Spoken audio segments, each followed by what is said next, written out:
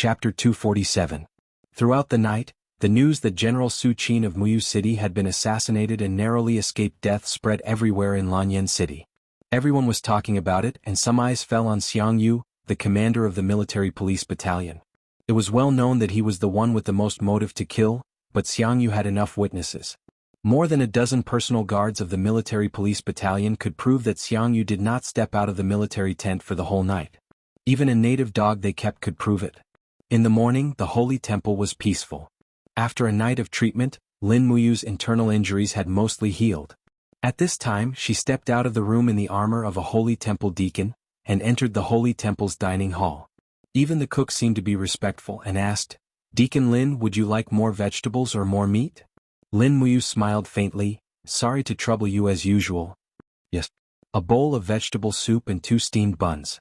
This was Lin Muyu's breakfast, but it was basically what he ate when he was a sparring partner, so it did not matter. He took the food and glanced around and finally sat on a rotten wooden table in the corner. This table was badly eaten by insects and the legs of the table were shaking. Sitting opposite was a Bronze Star sparring partner, Qin Xiling, whom he had not seen for a long time. "Xiling, long time no see." Lin Muyu greeted him with a bright smile. Qin Xiling was startled and hurriedly stood up and said respectfully, "Deacon Lin Muyu, why are you so nervous?" Lin Muyu took a bite of the steamed bun and looked up at him. "Sit down and eat. It will be the morning training soon. If you don't eat, how will you have the strength to participate in the training? Hurry up and eat." Qin Xiling was startled and said carefully, "Now that you are a deacon should not be associated with an Iron Star sparring partner." "You?" Lin Muyu glanced at him, then tore the bun and threw it into the vegetable soup and said, "I am not happy to hear that, Xiling. We are all staff members of Temple, we are all colleagues in my eyes, there is no difference in status, just eat your meal. I am still me, it is just that I have returned to Temple after training outside." Qin Xiling nodded gratefully, "And let's eat." It was as if, in Qin Xiling's eyes, for a deacon of the temple to be willing to eat at the same table with him was a great honor. In his eyes, the golden leaf temple insignia on Lin Muyu's collar was so unattainable, so unattainable. After the meal, he and Qin Xiling walked side by side on the corridor towards the training hall.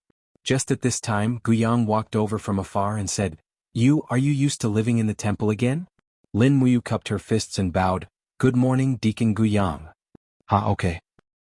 Guyang glanced at Qin Xiling and said, "Sparring Master Qin, I have some things to say to Deacon Lin. Go to the trial hall first." Qin Xiling cupped his fists and said respectfully, "Yes, Deacon Guyang." After Qin Xiling left, Guyang took a deep look at Lin Muyu and said, "There are rumors on the streets that last night, an assassin with tyrannical cultivation went to the courier house to assassinate General Su Qin. However, he failed because of the obstruction of another person with extraordinary cultivation. Someone said that they saw someone fighting in the night sky with a golden gourd. This matter has something to do with you?" Lin Muyu touched her nose and said with a smile, "Deacon Guyang said there is, so there is. By the way, how is Su Qin's condition?" Guyang muttered, "It is said that he is seriously injured, and his condition is unknown for the time being." Duke Muyun was furious. This morning he left Lanyan City with his troops and returned to Muyu City. It is said that Imperial Army Commander Feng Jixing led 5,000 elite cavalry to protect him. "I see. Tell me honestly, who was the one who tried to assassinate Su Qin last night? Was it Commander Xiang Yu?" Lin Muyu smiled faintly, "Since Deacon Guyang has already guessed it, why ask me? I just want you to confirm it." "So what if I confirm it? As long as Xiang Yu denies it, my words are one-sided, so I would rather not say anything. Grandpa Guyang, what do you think?" Guyang smiled and patted him on the shoulder, saying, "Yu is indeed a clever and incisive person. Let's go, today is your first day as a deacon, and also your first day of teaching the instructors." "I still have to teach?" "Yes, you are a second heavenly stage powerhouse, a heavenly king stage powerhouse. Don't you think you are already standing at the peak of the temple? If you don't teach, are you going to let those earth stage people teach?" "All right then." Lin Muyu was filled with helplessness. There was nothing much for him to teach. The demonic noise fist and green rock armor were Chu Chu's secret skills, so he definitely couldn't teach them. The imperial sword technique was too profound, and these instructors might not be able to write it down. Furthermore, the imperial sword technique was something he had painstakingly learned from the Sword Elder, so Lin Muyu didn't want to teach them everything he knew. As for the 7 planets Shen energy, there was no need to say anything. Furthermore, these instructors most likely wouldn't be able to learn it with their talent. Then he would teach them the basics of the sword. Lin Muyu couldn't help but laugh inwardly. He still remembered an ancient game called Legend of Mir, where the common skills for warriors were the basics of the sword. The first skill they had to learn was to increase their accuracy. His own basic sword technique was derived from the Imperial Wind Sword technique in actual combat. He believed that it would be of great benefit to these instructors. When Lin Muyu arrived at the training hall, Qin Yin, Li Mingqi, Zheng Shanhe and the other Gold Star, Silver Star, Copper Star and Iron Star instructors were already waiting there excitedly. Guiyang held a scroll in his hand and said with a smile, "This morning, Deacon Lin Muyu will teach everyone. Come, you will greet everyone and then tell us what I've taught everyone this morning." Lin Muyu strode to the center of the training hall and cupped his fists towards everyone. He said calmly, "To be honest, since everyone is able to enter the temple and become a sparring instructor, I'm sure you all have some secret skills. Lin Muyu is apprehensive, so I can only teach everyone the basics of the sword. I hope everyone doesn't mind." Qin Yin said with a smile, "Big brother, you're the champion of the sword duel assembly. In terms of sword techniques, you're already unparalleled in the world. Why be so humble?"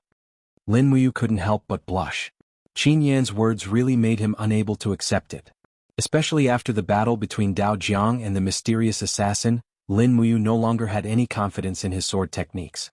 That mysterious assassin broke his Imperial Wind Sword technique with one strike and defeated him within 3 moves. This kind of disparity was really too great. Cupping his hands, he didn't say anything more. The dragon spirit sword behind his back moved without any wind and was unsheathed with a clang. It spun in the air and landed in Lin Muyu's hand. A plain and ordinary sword swiftly pierced downwards. The ripples from the air being sliced apart could already be seen with the naked eye.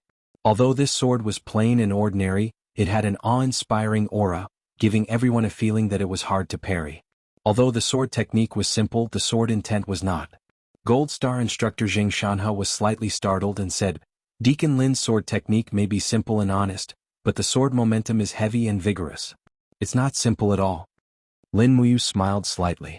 Stepping on the Imperial Wind Sword technique's wind character formula, she nimbly leaped forward and suddenly pierced forward. She took more than 10 steps, but the sword light constantly refracted frightening rays of light in the surroundings. It could be imagined that if she were to charge and kill in the midst of an army of thousands, at least over 10 people would die under Lin Muyu's sword in these dozen steps. Formation-breaking style. Lin Muyu said indifferently, "It's only created for killing people. The method is simple, but it's very practical against ordinary soldiers." The group of instructors nodded their heads, not fully understanding. In fact, many people didn't even clearly see Lin Muyu's steps and the detailed angle of her wrist rotation. It was really too fast. In 5 seconds she slashed out at least 20 times. Such a speed was simply impossible for ordinary people to achieve. After a set of sword technique dance, Lin Muyu suddenly raised her hand and the long sword returned to its sheath by itself. Streams of battle chi enshrouded her body, causing her sacred temple cloak to gently sway. The aura of an expert was undoubtedly revealed. "Good." Qin Yin clapped his hands and cheered, causing many of the dumbstruck instructors to cheer as well. What followed next was the specific guidance process. Lin Muyu had become the Sacred Temple's sword technique instructor. The Qin Empire's 6 arts of the martial way were sword, cavalry, spear, knife, axe, archery. The sword was ranked first, which was enough to show how highly it was valued. As a sword technique instructor, Lin Muyu's position was naturally extraordinary. She spent the entire morning personally teaching the instructors. In the afternoon, she watched the instructors and sparring partners train while she meditated in a corner of the training hall, holding the dragon spirit sword. In his mind, the fight with the mysterious assassin that day appeared.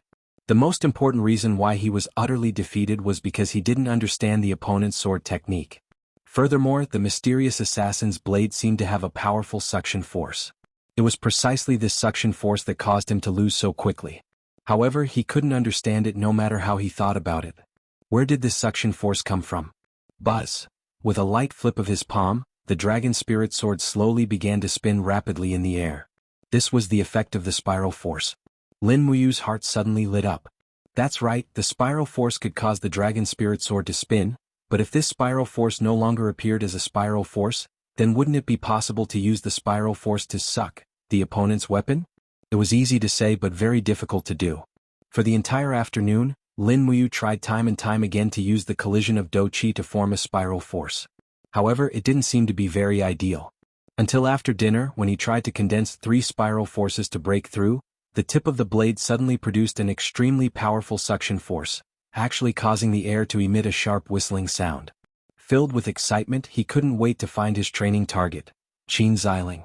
The dumbstruck Qin Xiling held a metal sword and looked at Lin Muyu in astonishment, saying, "Deacon Lin, how can a mere copper star sparring partner like me be your opponent?" Lin Muyu laughed lightly, "No problem, we won't risk our lives. Xiling, just use your longsword to attack." Qin Xiling shouted in a low voice. The foxtail grass martial spirit came out of his body and lingered on the sword's edge. With a shio sound, the iron sword broke through the wind and came over. After all, his cultivation was at the 3rd layer of the human realm, so it was still remarkable. However, in Lin Muyu's eyes, this sword was way too slow, as if it was moving in slow motion. This was probably because of the disparity between their cultivation realms, right? The dragon spirit sword let out a light cry. Lin Muyu lightly flipped his wrist, and immediately, 3 invisible spiral forces appeared around the dragon spirit sword. The long sword quickly twisted, and like a dragon twisting around Qin Xiling's iron sword, the spiral forces whistled. When Lin Muyu suddenly pulled back his sword, the sword in Qin Xiling's hand instantly flew out of his hand, and with a dang sound, it pierced into the wall behind him. This, Qin Xiling was dumbstruck. What kind of sorcery is this? Chapter 248. It was noon, so it was time to go out and eat.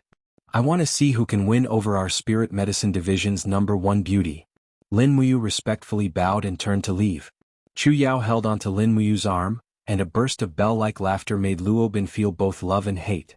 Turning to look at the two's backs, Luo Bin's face was full of jealousy and hatred as he said, "This woman? I will definitely have her." The iron sword rolled far away on the ground. Qin Xiling stood there dumbstruck. "Deacon Lin, what kind of technique is that? It's like a demonic art, and I will work hard." "Haha, of course not. Sister Chu Yao, let me treat you to lunch. Let's go out and eat something good." "Me too." Chu Yao turned around and gently held onto Lin Muyu's hand. She said with a smile, "You come with me. Sister has something to show you." "I am indebted to my superior's love."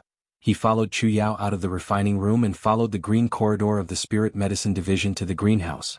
There was no one around, so Chu Yao smiled and said, "All right, watch carefully." Lin Muyu's left arm suddenly emitted a golden light, and a golden true dragon circled around her arm. Lin Muyu raised her arm and smashed it down. Pung! The pear blossom sword was forcefully pierced into the ground, and the sword didn't even reach the hilt. The energy from Hao Rant's spiral break also dissipated. Lin Muyu was completely dumbfounded. He knew better than anyone how difficult it was to practice the spiraling break that used the Imperial Fire Sword as the foundation. But in such a short time, Chu Yao had actually managed to practice it. Although its might was far from the Dragon Flame spiraling break, it was still extremely terrifying. Not only had her alchemy skills improved by leaps and bounds, even her martial arts cultivation had advanced by leaps and bounds. With Chu Yao's strength, she should be able to enter the temple and become a gold star sparring master, right? Lin Muyu saw this and pulled out the dragon spirit sword, thrusting forward. 3 spiraling energies trembled around the blade, quickly locking onto the pear blossom sword. But the power of the spiral break was too strong, and with Lin Muyu's sudden pull, the sword still carried 30% of its power as it flew towards his chest. "You!" Luo Bin was so angry that his face turned purple. He couldn't stand being humiliated like this in front of a group of subordinates, but he had to endure it. After all, he couldn't beat them. The spiritual medicine department's long corridor was filled with flowers and plants. It was far more romantic than the dignified atmosphere in the temple. Chu Yao and Lin Muyu walked side by side, chatting happily. It was as if the entire spiritual medicine department was filled with laughter. Haha. However, the flames were getting stronger and stronger, and the pear blossom sword had reached a point where it had no choice but to attack.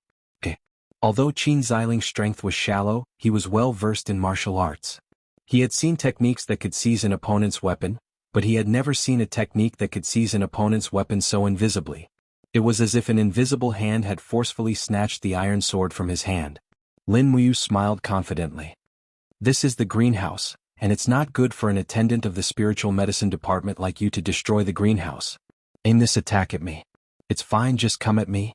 At the side, an alchemist said in a low voice, "Attendant, lower your voice. Wasn't it painful enough when Chu Huayin beat you last time?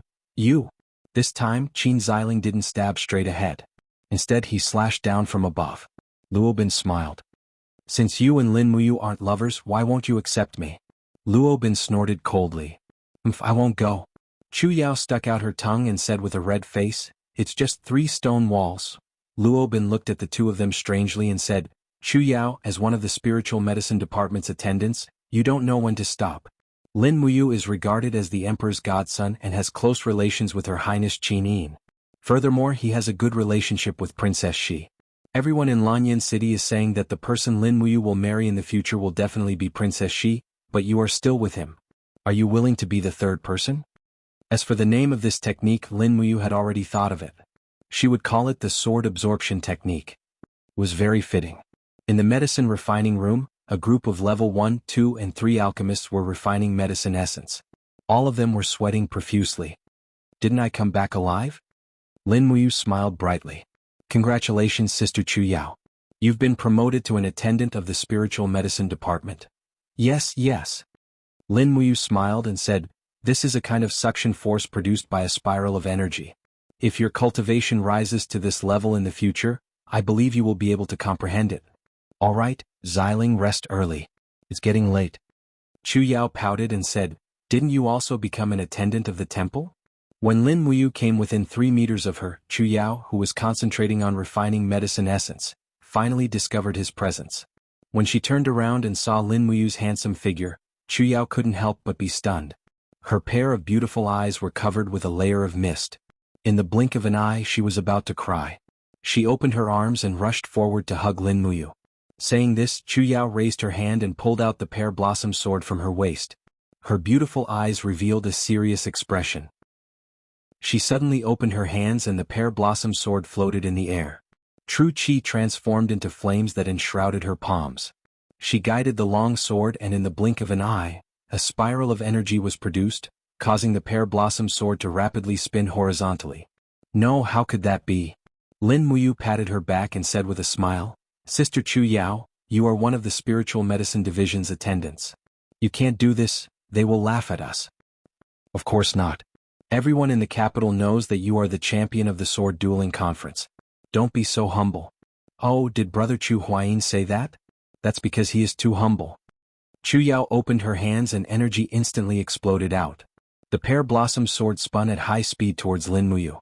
Lin Muyu couldn't help but laugh. "Actually, although the spiral is very strong, as long as Sister Chu Yao uses your true Qi to guide it in the opposite direction, you can still stabilize the pear blossom sword." "Then, all right." Qin Xiling muttered to himself and said, "I feel that Attendant Lin's blade has an extremely vast and invisible suction force.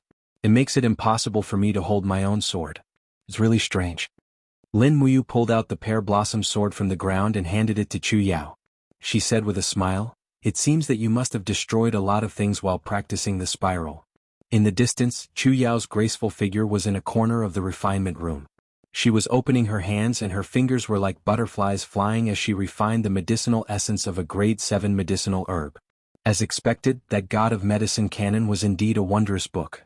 It actually allowed Chu Yao to rapidly grow into a genuine medicine saint in such a short period of time. What Chu Feng's grandfather couldn't do had now been accomplished by Chu Yao. Chu Yao slowly left his embrace. Her beautiful eyes were filled with tears as she said, "Did you know? When you went to Twilight Rain City, I dreamed of you for several consecutive nights. All of them were nightmares. I dreamt of you being torn apart by powerful enemies. I was so worried." "Oh, which one of your superiors is in love with you?" Early in the morning, the sun was shining brightly. Lin Muyu, dressed in her temple armor, smoothly entered the Spirit Medicine Division. Along the way, the people of the Spirit Medicine Division looked at her with reverent gazes. The status of a temple attendant was much more honorable than that of a Spirit Medicine Division's attendant.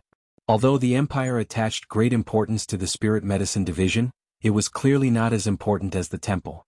Lin Muyu couldn't help but laugh heartily. She walked up and patted Qin Xiling's shoulder, asking, "Xiling, how did it feel when your sword was snatched away?" Clang. Chu Yao's face alternated between red and white. She glared at him and said, "Luo Bin, don't speak nonsense. You and I are like siblings. It's not the kind of relationship you think." Qin Xiling leapt forward and stepped on the stone wall with two pa-pa sounds. He pulled out the sword nailed into the wall and said, "Careful, Attendant Lin, I'm coming again." "What, you don't look happy. Do you want to try again?" With a glance, the golden badge on Chu Yao's neck made Lin Muyu's eyes light up. It was also a golden leaf, but it was slightly longer. So the Temple and Spirit Medicine Division's attendant badges had the same effect. Chu Yao laughed, "Because I don't like you. I was just saying, why are you so serious?" Walking side by side with Qin Ziling along the corridors of the Holy Temple, Lin Muyu was thinking in her heart that her technique of generating the suction force of the three spirals of Qijin was still incomparable to the suction force of that mysterious assassin. She still needed to practice it well and upgrade it to be able to achieve an unexpected result when fighting with experts of the same level as her. On the second day there was no need for lessons. Since the attendant on duty was Guyang, Lin Muyu had some free time. It was time to visit Chu Yao in the Spirit Medicine Division. Around the corner she saw another group of people. 7 or 8 alchemists were surrounding one person. That person looked very familiar. It was Luo Bin, who had been injured by Lin Muyu. He was one of the attendants in the Spirit Medicine Division and was also the son of Minister Luo Xing. He was a popular figure in Lanyan City. Unfortunately, after Lin Muyu became one of the 4 heroes of Lanyan, Luo Bin paled in comparison. "Then let's go." Chu Yao walked forward and held Lin Muyu's arm. She said with a smile, "Yu's cultivation is getting more and more profound. No wonder brother said that Yu's cultivation is already above his." Therefore, in the courtyard where Chu Yao lived, Lin Muyu once again gave her some pointers on martial arts cultivation. Chu Yao was talented to begin with. Now, with the guidance of 2 masters, Lin Muyu and Chu Huaying, her cultivation was naturally twice the result with half the effort. Lin Muyu's body spun, her do qi enshrouding the edge of her sword. 3 invisible spiraling forces once again appeared on the long sword, parrying Qin Ziling's iron sword in the air. Taking advantage of the momentum, she once again forcefully snatched away the iron sword with a mighty suction force. And good. As the general of the south, Lin Muyu had been in the court for a long time. She naturally knew that petty people should not be offended. It was best not to provoke Minister Luo Xing. She cupped her hands and smiled, "Attendant Luo Bin, I'm going out to eat with my sister. Do you want to go with us?" Ah! In addition, Lin Muyu could clearly feel that Chu Yao's cultivation strength had greatly increased. She was at least at the 3rd level of the Earth realm now, and her qi was very pure. Otherwise, she wouldn't have been able to refine level 7 herbs so easily. It was as if she was dancing among the herbs. Even the great medicine masters in the distance kept looking over and secretly watching the beautiful medicine saint concoct medicine. "You, I thought you disappeared." Chu Yao raised her head and smiled sweetly. "How is it? How's sister's practice of using fire to control the sword?" The flame spiraling force formed a small storm, sweeping up the surrounding flowers and plants. Many flowers were quickly torn to shreds, and the leaves flew around the pear blossom sword. Chu Yao's beautiful face paled. She hurriedly said, "You hurry and dodge. Don't let this attack hurt you." Chapter 249. Lin Muyu was a practical person. Since they were out for a meal they had to eat meat. So she invited Chu Yao to eat a table full of meat. They were rich now anyway, so mutton, beef, pork knuckles and more were all laid out on the table. Chu Yao was a diligent and thrifty girl, so she couldn't bear to waste these things. So she urged Lin Muyu to eat. The 2 of them forcefully finished the table's worth of meat and barely made it out of the shop with the help of the wall. They looked like they were about to die. When they returned to the Spirit Medicine Division, the 2 of them sat in the hallway outside the greenhouse for a while. The Dragon Seeker Forest was a harsh winter, but Swallow Orchid City felt like it was already spring. The breeze blew through Chu Yao's hair. She combed her bangs and leaned lightly against a wooden pillar. She looked deeply at Lin Muyu and asked with a smile, Did something happen on the way to Twilight Rain City with Her Highness Qinin?" Lin Muyu was startled. "No, nothing happened other than being chased." Chu Yao pursed her red lips and said, "Big brother just asked me a few days ago. Asked me if I liked you, asked me if I never thought of marrying at all." Lin Muyu's heart was filled with a myriad of emotions, and she was actually at a loss for words. Chu Yao smiled.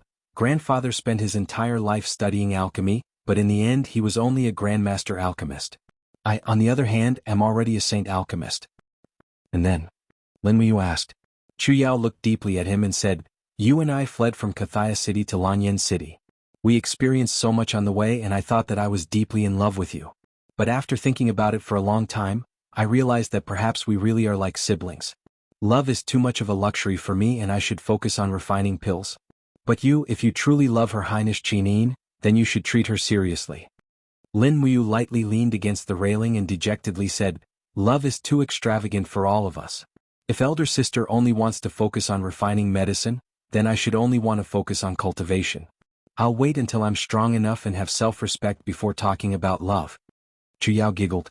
Silly boy, you're so easy to fool. Lin Muyu was at a loss. Sister Chu Yao, what are you playing at? I'm not playing. Chu Yao pursed her lips into a smile. It's just that after saying these words, you'll never know whether or not I love you. Lin Muyu looked at her with clear eyes. In any case, I'll always protect Sister Chu Yao and not let you come to harm. I'll do my best to protect the people I care about. This is my principle in this world. Then you have to work hard. After all, there are so many people you care about. Chu Yao said with a sour smile. Lin Muyu stood up and said speechlessly, all right, I should return to the temple. I'll come see you again next time. I'll see you off. All right. Chu Yao walked him all the way to the entrance of the spirit medicine department before turning around and going back. Lin Muyu walked straight to the entrance of the temple when he suddenly heard the sound of hooves behind him. It was a beautiful girl wearing the golden emblem of the Imperial Merchant Company. She dismounted and said with a smile, Lady Lin Muyu, please wait a moment. Lin Muyu turned around and looked at the girl. She looked a little familiar but she was not sure who she was. She asked, Miss, do we know each other? Lady Lin Muyu doesn't remember me anymore? The girl smiled and tilted her head to look at Lin Muyu. Have you forgotten me from the last auction? I'm the host of the auction. Panzyridium, do you remember me? Panzyridium? Lin Muyu was slightly stunned. She cupped her fists and said respectfully, oh, it's Panzyridium, the daughter of Pan Dingtian, the leader of the Imperial Merchant Company. My apologies for not recognizing you. You're too polite. Panzyridium walked forward and took out a golden invitation card. She smiled and said, I'm here for this. Tomorrow morning, the Imperial Merchant Company's auction house will be selling a batch of baby beasts and some pet eggs. Most of these baby beasts are hunted from the jungles of Lingnan. If they're tamed, they can become good pets. If Lady Lin Muyu is interested, please come. We'll invite all the diamond card customers. Lin Muyu took the invitation card and nodded with a smile. All right, I'll go. Thank you for making this trip personally, Lady Panzyridium. You're welcome. I'll head back now. The Imperial Merchant Company welcomes you tomorrow, lady. Okay. Lin Muyu put the invitation card into her Chenkuan bag. She was full of ambition. She did not manage to obtain a satisfactory pet with her animal taming skill in the dragon-seeking forest. Would this Imperial Merchant Company's auction be an opportunity? However, those baby beast souls should be relatively weak. She probably could not tame them with her powerful soul. Thinking of this, she could not help but sigh. Forget it. She would go and take a look tomorrow. Actually, there were quite a number of people in Lanyan City who had pets. But most of them were baby beasts that were only a few decades old. They were not strong in battle and were treated like dogs. People like the pale crane who could tame a 10,000-year-old dragon snake were more ferocious. However, he still died in the hands of Chu Chu in the end. The next day he woke up early in the morning. Today he was on duty as a deacon. But after announcing the matches of the trial, he left the temple. Compared to him, the baby beasts were more important. By the time Lin Muyu arrived at the Chamber of Commerce in the Imperial City, there was already a sea of people there.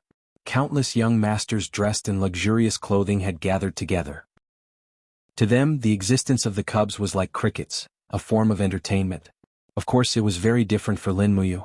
The cubs were his companions, they must be able to fight side by side with him. He did not need a pet. Big brother you. In the crowd, Jin Xiaotang had already recognized Lin Muyu. She immediately walked over and pulled his hand. She smiled and said, I've already booked a good seat for you. Come with me. Oh. Jin Xiaotang pulled him into the crowd and finally sat down in the first row. It was indeed a VIP seat. They could see everything clearly. Jin Xiaotang did not seem to have anything important to do. She sat beside Lin Muyu and said with a smile, Big brother you, do you want a pet? I'll take a look first. Oh, then after the auction, is it convenient for you to refine another 100 bottles of Dream of the Extreme? I knew it. Lin Muyu said in a bad mood, let's go with the old rules. You can provide the materials for free and I'll be in charge of refining them. Good, it's a deal. Jin Xiaotang smiled happily.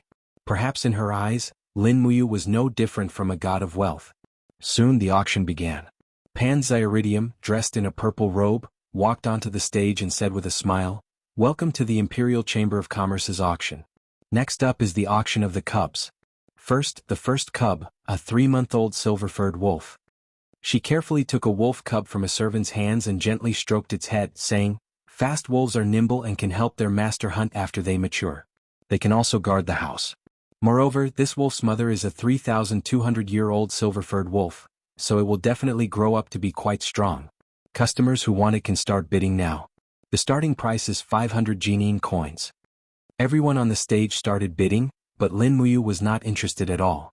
Even the snow leopard could not withstand her soul, so buying this wolf cub would only be sending it to its death. In the end, the silver-furred wolf was sold for 1,200 Jinyin coins. The young masters of the imperial city were indeed rich. After that, another dozen or so spirit beasts were auctioned off. Most of them were beast cubs that were less than 3 years old, ranging from wolves to dragon snakes. Lin Muyu couldn't help but sigh. The people of the imperial city even dared to raise the cubs of fierce beasts like dragons and snakes. They really didn't care about their lives.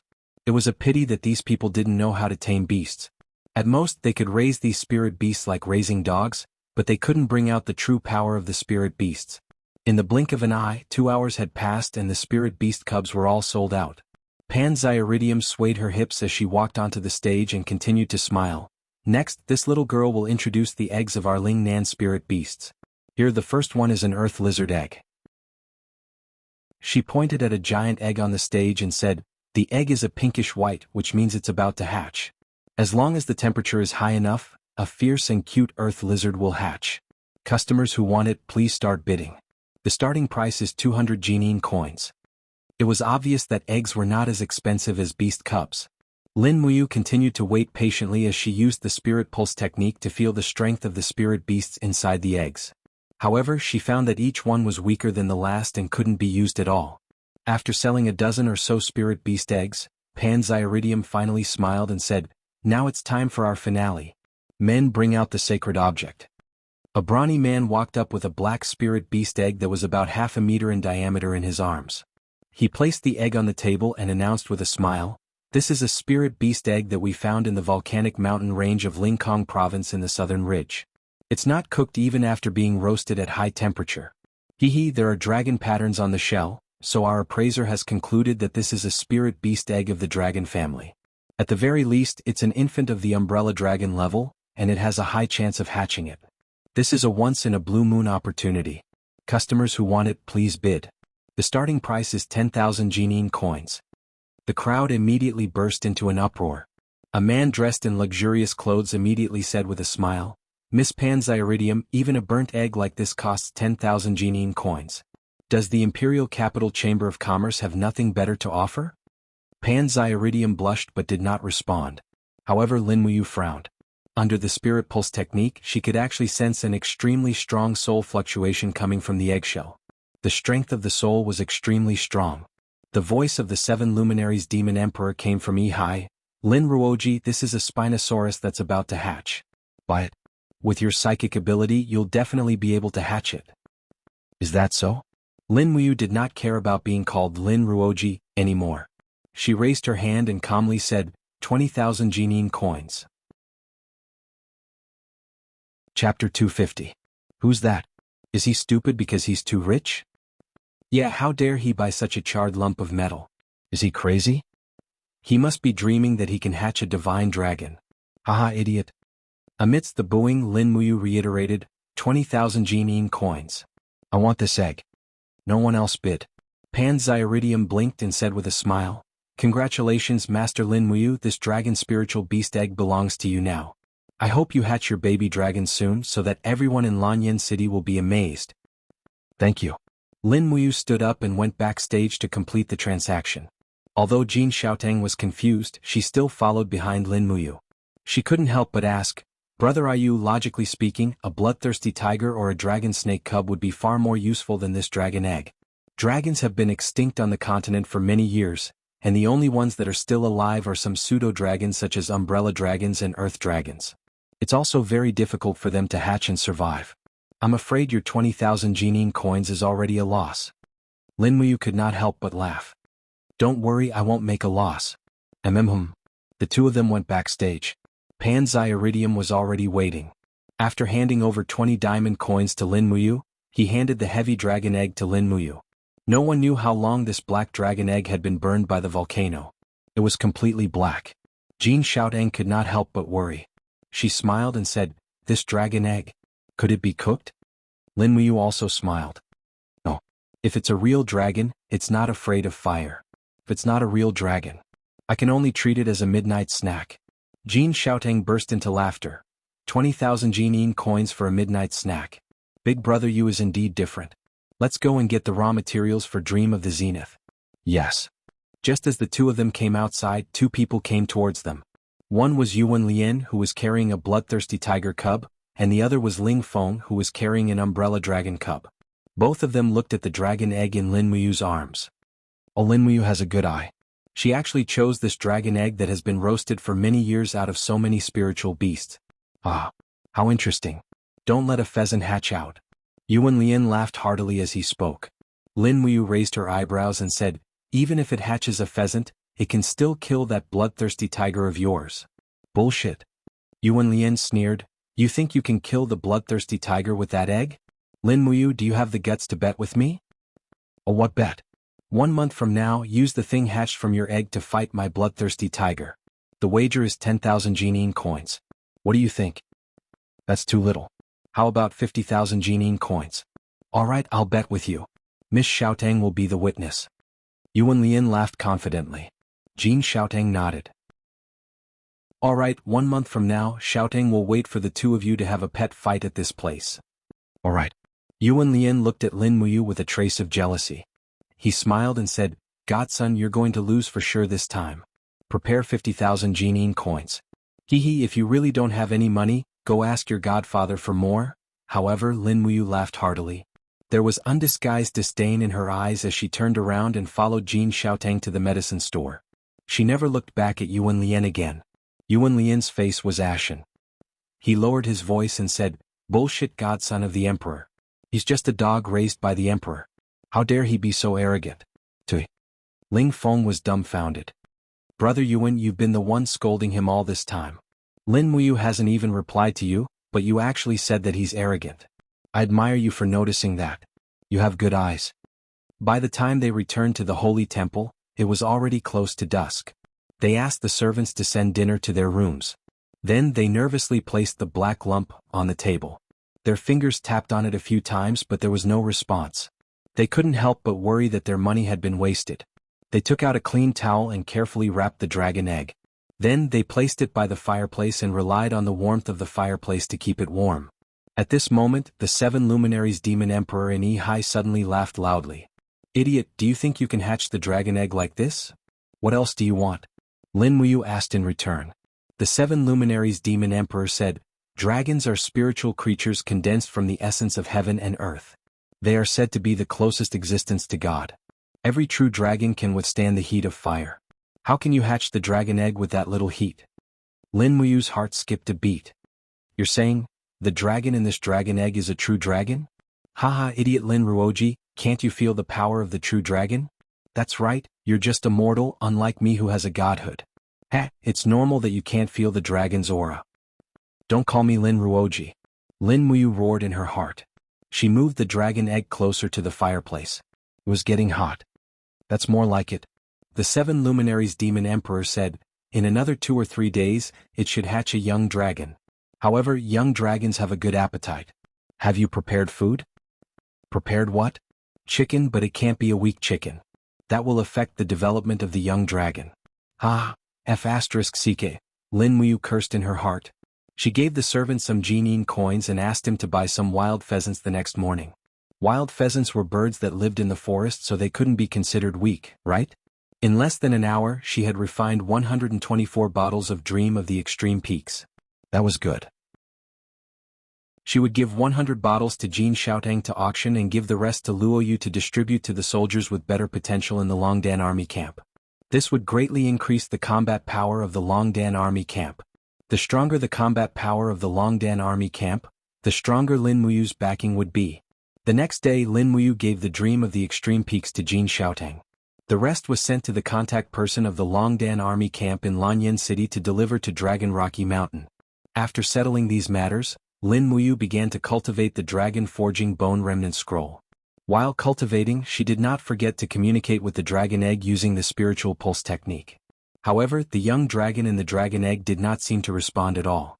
For the whole night, Lin Muyu used the spiritual chapter of the beast taming technique to communicate with the dragon egg. However, it was to no avail. It was not until early in the morning when the wild pheasants in the room began to crow. Suddenly, the spiritual sense in Lin Muyu's mind trembled slightly. It was as if a faint warmth had awakened in the dragon egg. Buzz! Lin Muyu's spiritual sense entered the dragon egg. It was as if she had entered a chaotic space. Not far away, she saw a giant dragon covered in red scales circling in the air with its claws and fangs bared. A pair of merciless eyes stared at her.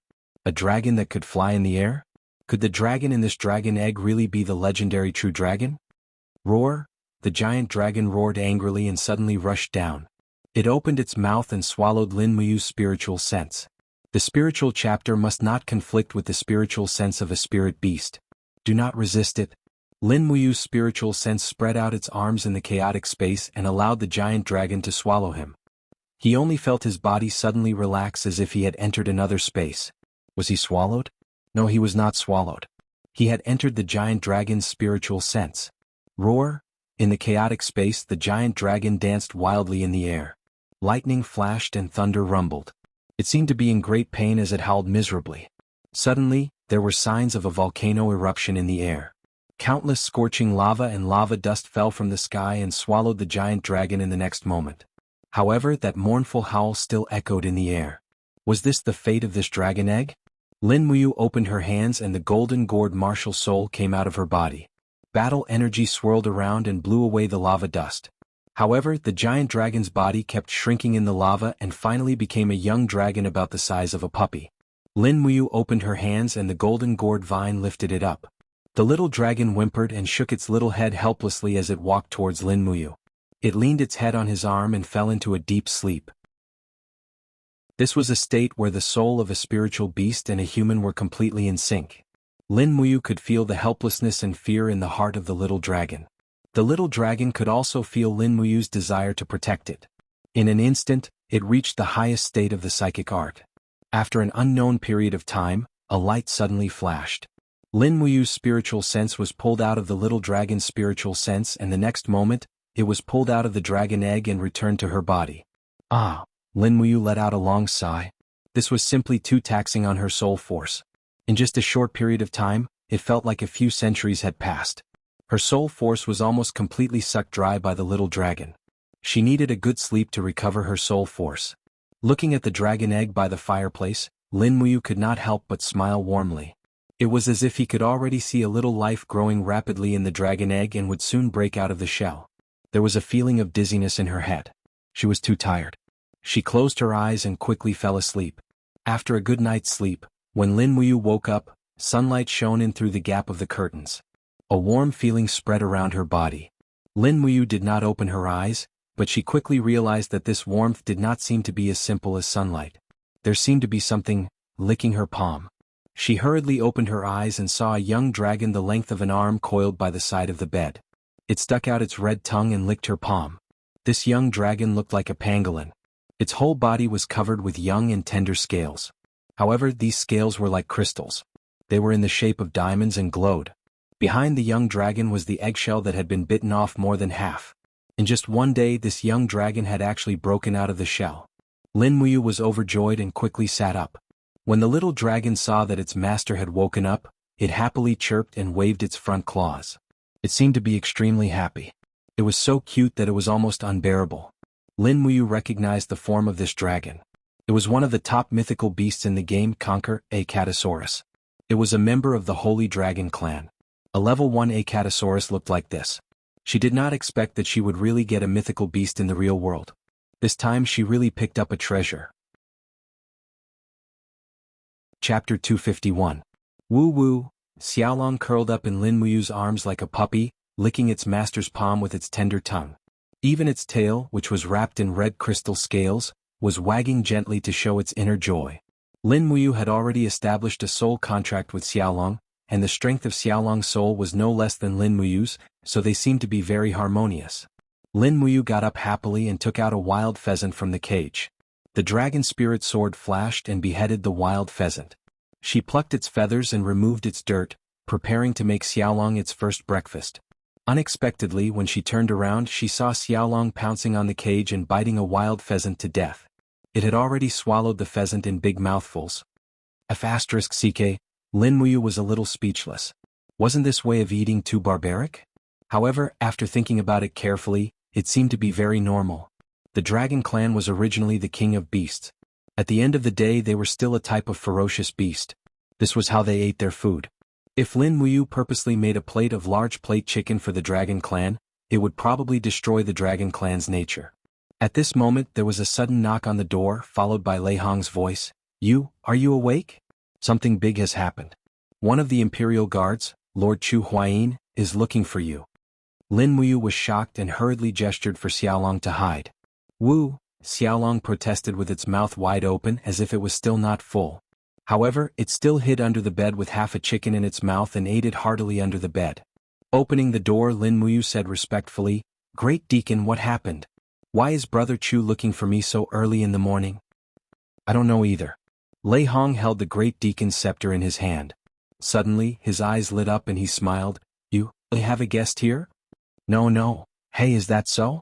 Raham narrowed his eyes. Although Grandpa's spiritual sense isn't as sharp as yours, I am still a Saint Realm cultivator. Do you know that there is an extremely strong dragon aura in your room? Seeing that she couldn't hide it anymore, Lin Muyu was speechless. Then Grandpa, come in. When Raham entered the room, Lin Muyu immediately closed the door. With a soft call, the little dragon crawled out, licking its tongue. There were even a few chicken feathers at the corner of its mouth. It looked at Raham with its big round eyes and let out a loud howl. Unfortunately, its voice was immature, and it didn't sound like a dragon's howl. It still sounded like a puppy's. But what kind of person was Raham? He was an experienced and knowledgeable Grand Deacon of the temple. After squinting at the little dragon for a while, Lei Hong's heart was filled with shock. He turned to look at Lin Muyu and asked, Where did this dragon come from? I bought it from the Imperial Merchant Guild for 20,000 Jinine coins. It is said to be a dragon egg dug out from a volcanic area. It should be at least 10,000 years old. I was lucky and actually hatched it. Lin Muyu replied honestly. Raham was ecstatic. This is too shocking. You should know that this Acatosaurus is a member of the ancient sacred dragon clan. Its status is second only to the five-clawed golden true dragon. Everyone thought that Acatosaurus had gone extinct along with the five-clawed golden true dragon. You actually managed to get one. This is too shocking. Lin Muyu was stunned. Grand Deacon, if I bring this dragon out as a shareholder, wouldn't it attract too much attention? That won't happen. Raham stroked his white beard and smiled. The young Acatosaurus is not much different from a fire salamander.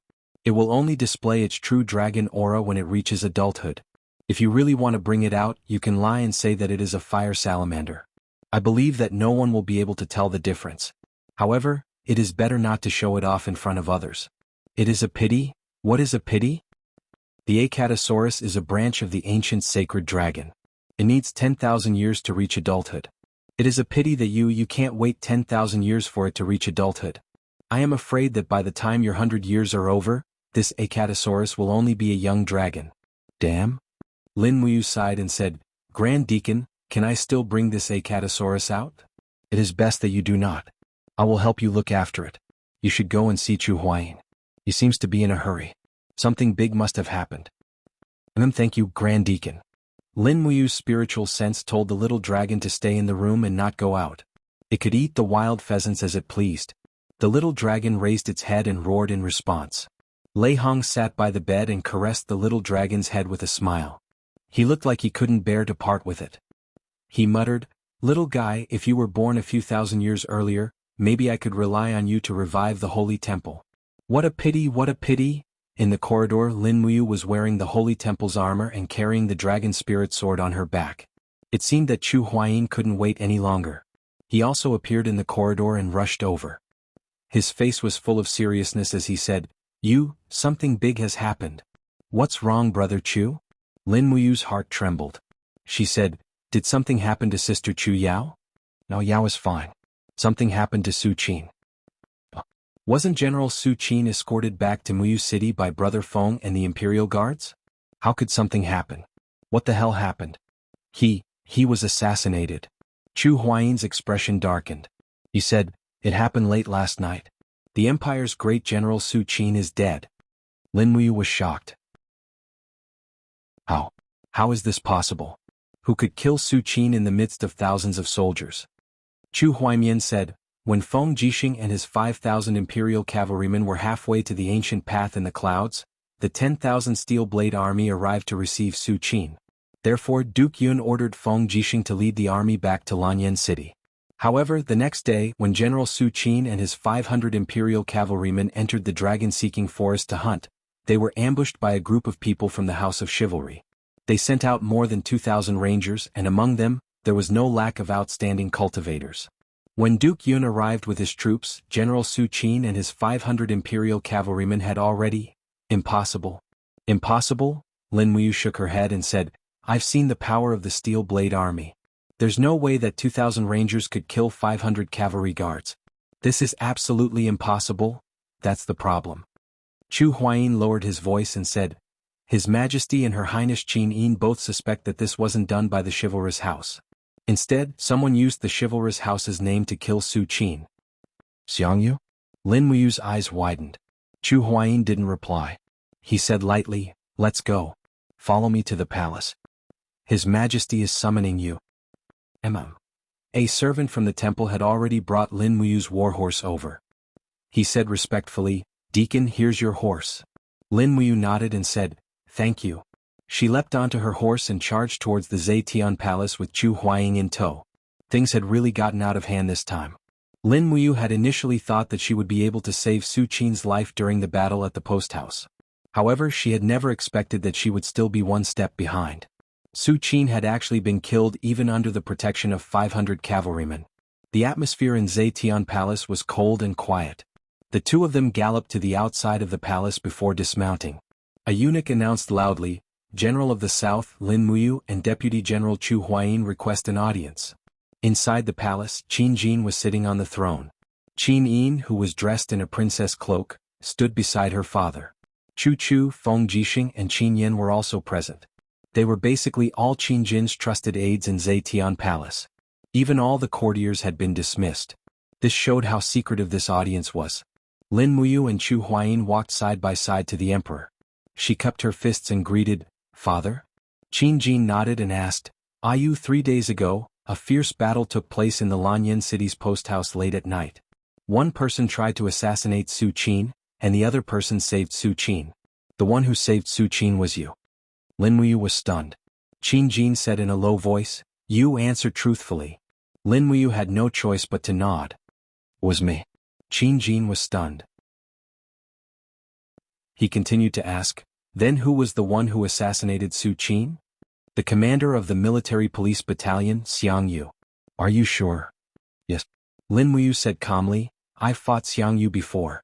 That night, the assassin's martial soul was the treading fire tiger, and the techniques he used were the fire cloud fist and the chaotic 9 strikes. There's no doubt that it was Xiang Yu. Other than Xiang Yu, there's probably no one in the younger generation of Lanyan City who can easily defeat me. Since that's the case, Qin Jin's eyes were filled with killing intent. Xiang Yu is audacious. He can be so insolent just because he is the descendant of the war god Xiang Wentian. He is truly despicable. Feng Jixing, what do you think we should do? Feng Jixing cupped his fists and said, Your Majesty, although you is sure that this person is Xiang Yu, there is no other evidence. If Xiang Yu refutes this as a one-sided statement from you, what should we do? Moreover, the assassination of General Su Qin in the dragon-seeking forest has yet to be concluded.